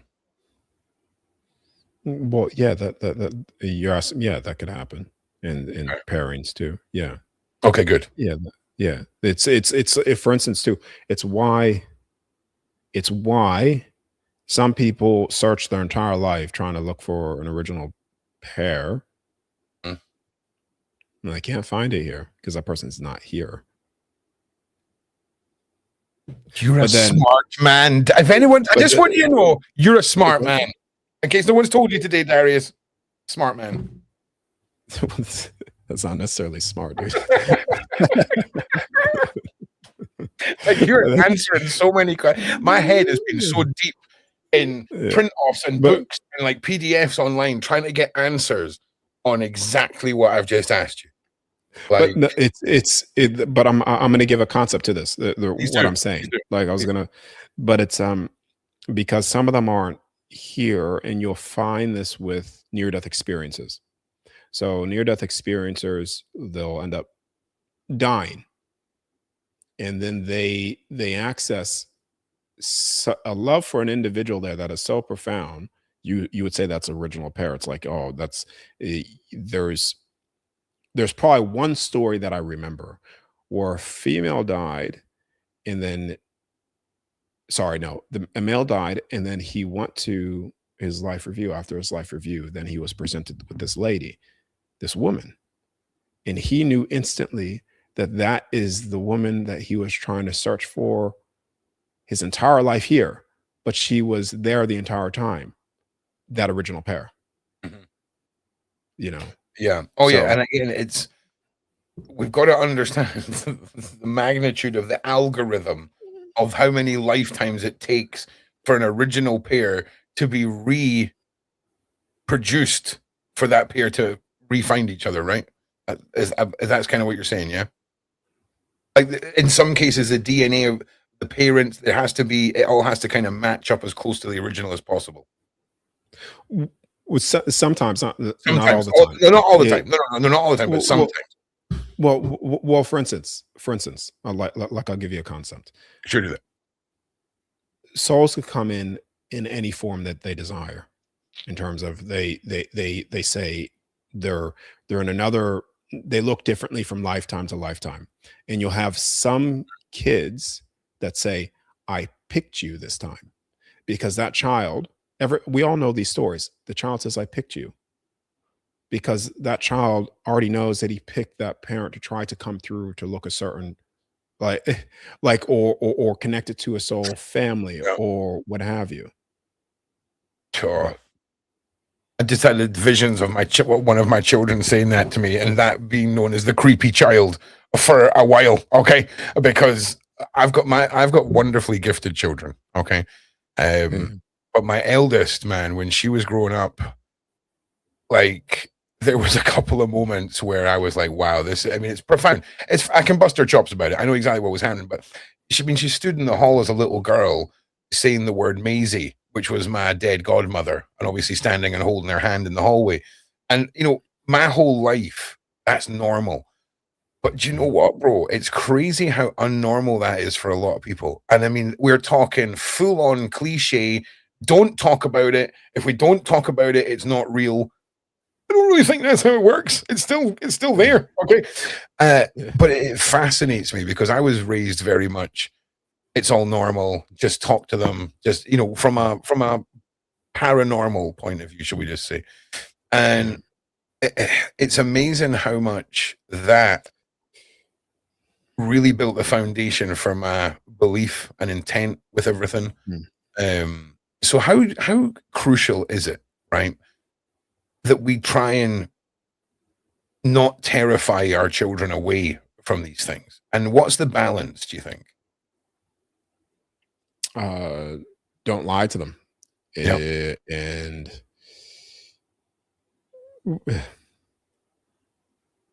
all right, the greatest fear a child has is something that could touch them still. So they're still accessing the information, like they're in tune with it, and hence why your you know your kid could bring up the name Mhm. of what she said, or some say I picked you, or what have you. The greatest thing that I think is nurture that, but then also maybe say to them that if they don't believe in themselves, say that, just let you know that nothing could ever touch you. All you have to do is, if something scary happens or whatever, just call my name and my soul will come to you. And people do this with Jesus, you know what I mean? Mhm. Yeah, But I'm it's with like you. putting that type of knowing into them so that they could keep on developing their skills without fear. Because even with developing and seeing things, they're going to end up doing things of what happened to me as a child, where I'm seeing certain beings, seeing certain entities that I thought were totally real, and some of them were. A lot of them actually were, but some of these negative things that I was seeing, I thought that they were real in the sense of that they were actually conscious souls. I could touch you. That's what I'm talking about. But That's I what I'm saying. realized that some of it was thought forms from myself Mhm. and from other people in the house at the time. And because their thought forms are still physical manifestations, and I was seeing that, I was terrified, And so, but if I knew as a kid that not one damn thing could touch me, then I would be playing with these things like toys. You see what I mean? That I would be know the flip. bro. I don't get what you mean. I've lived what you mean. Like I have Yeah. lived what you mean from as long as I can remember to when I realized that lucid dreaming it null and voids all of these nighttime coming, nightmare fueling, man in the hat, gangly shadow bastards, right? And once I realized that, it was done. It was over. Even when I was helping that little kid, right? The entity, I pulled the big, you'll hear it on the Danny Henderson video, but I pulled the big nasty into my little realm. And I felt him when he realized there was no fear in me. It was like, I don't know what I felt from him, but it was a lot like disappointment, Darius, because he was done when he realized there was no fear in me. I mean, done to the point where it felt like I was punching a cheeseburger. That's how equal the fight felt, you know? So I get it, bro. Yeah, I get it. Yeah. Right. Okay. We're getting our question, mate. Okay. We do this one past like we did that one. Okay. How much time? Are you okay for time? You got I got I could stay on for 30 more minutes. That's it. Oh, hell yeah. All right. Jeez. We can do it. Okay. Darius, how can I come to Australia from New Zealand ASAP ready on the golden plate of the soul? My plate on a golden soul attention to learn from you. I have the knowledge. I think we've got a fan here. I think this is a fan right here. Looking forward to coming and seeing you in Australia, it would seem. The plan for December. That's Okay. what I'm planning for. Yeah. Awesome. I want to be honest with you. I feel like there's going to be an event you plan next year. And that's the one I'm going to be at. Yeah. And I feel like I'm about to go on a weird, is it a pilgrimage? Is that when you go and see a whole bunch, like if it's a computer game, right? I'm going to go and see like all the elite characters on a quest, right? And that's going to be the final quest before the big quest. Do you know what I'm saying? Like by being in a room, yourself, Danny, Nikki, all of the people that are the puzzle the puzzle gifters, the ones that are handing me the pieces of the puzzle and going, here you go, pal, stick that in your puzzle, wallop, and it fits, right? I feel like at the end of that is when I'm going to take my final boss form, right? And I can't wait for it, bro. I can't wait. I don't know what the being in the room thing has any reference to do with anything, but I feel like that's going to be once we get to the end of that pilgrimage journey, it's going to get real serious for the forces of evil. I'll tell you that. So, okay, hang on. Here we go. Darius, have you ever run into demons when outside of the body? Demon looking things. Yeah, I have.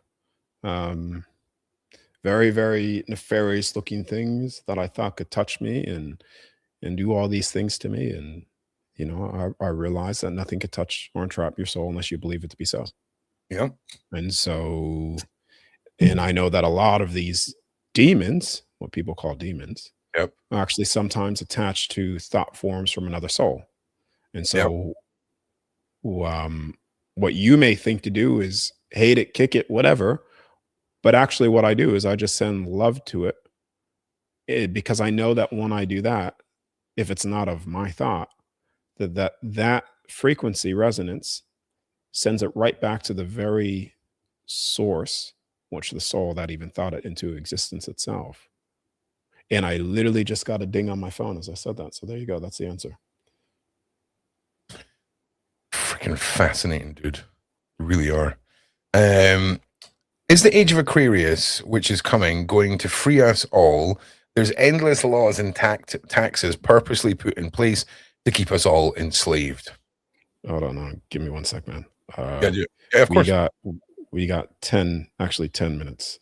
Bro, listen, you've been super generous. Like we're like, go ahead. So don't worry.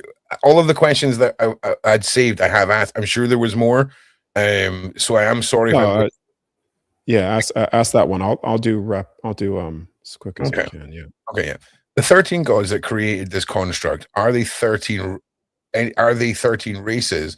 Like, did they create human race in each other's images? That's an interesting one. Yeah, I'm gonna pass on that because Yeah, yeah, that's Okay, passing that's it. okay. Okay, right. Okay, I'm with you because of the time. Yeah, I'm all right. yeah, I'm right. I'm because I with have to you. go into the How do you yeah. get to know what your purpose? As I get thoughts and go for it, but I need to know my goal. Hang on. How do you get to know what your purpose? As I get thoughts and go for it, I need to know my goal. I don't really get what you're saying because You're I know what he's saying. The goal in life always is finding love. So you find this love, and your goal could be to be a musician. You're being a musician because you love music. So every goal in life, the pursuit should always be one of love, one that something that you love doing or want to pursue. If money was no object, that's how you find your goal in life. I think that's going to answer it. But yeah, yeah, I think when you get to Australia, Kelly's going to hunt you down, bro. All right, I don't know if you've been paid to the side chat, but she is a super fan. Okay, she is coming to meet you. I'm just saying. Right, where are we? Last week we go. Does sending back work? When we send back, I would imagine negativity or telling the yeah, the nasties to leave. yeah. Just you just have to command your space, really, like and just knowing of who you are. Like like for instance, God itself, the source of all things, unconditional love. He's not sitting there going, "Oh, something's coming after me, this boogeyman. I command you to go back." Or it just doesn't. It can't even It's penetrate that belief and field of intent energy. again, Darius, Can't right? even It's penetrate. Yeah. it's belief and intent again, isn't it? It's Mm. it's people's inner doubt when it comes to sending it back, right? Whereas It just you're can't all touch you. it, It it- can't touch you. right. Jesus, I'm knocking things over.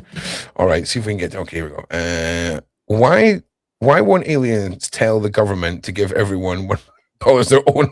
Well, okay, let's whittle this down, right? So why don't the aliens step in and like give us the freaking cancer coffin curing things and like the renewable energy? Like what are they holding back on? I'm just going to answer this way. The system's so rigged and so designed that when money exists, you're always going to have. Listen to the statement: as long as money exists, you're always going to have people that have and have not. The reason why I say this, let's go into Bill Gates. How much does he have? $1 billion or something like that? Or he has?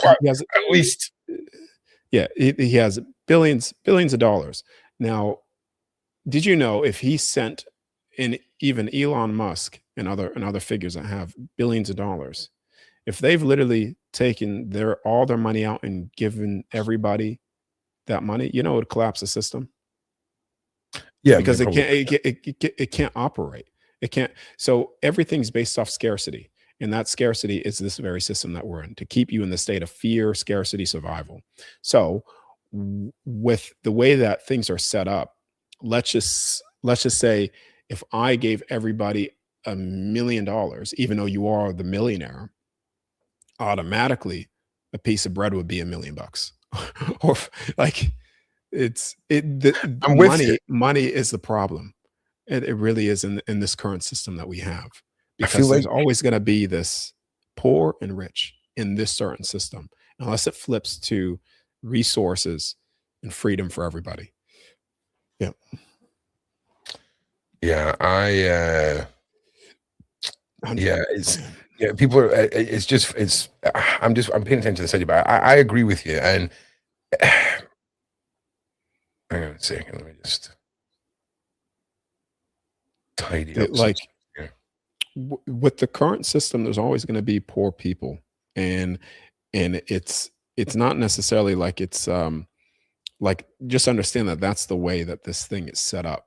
Um, the controlling system of this place. But the thing is, they want you to think exactly what I said, that you're poor. But when you have nothing, you're the greatest threat, because when you have nothing, you also have everything at the same time.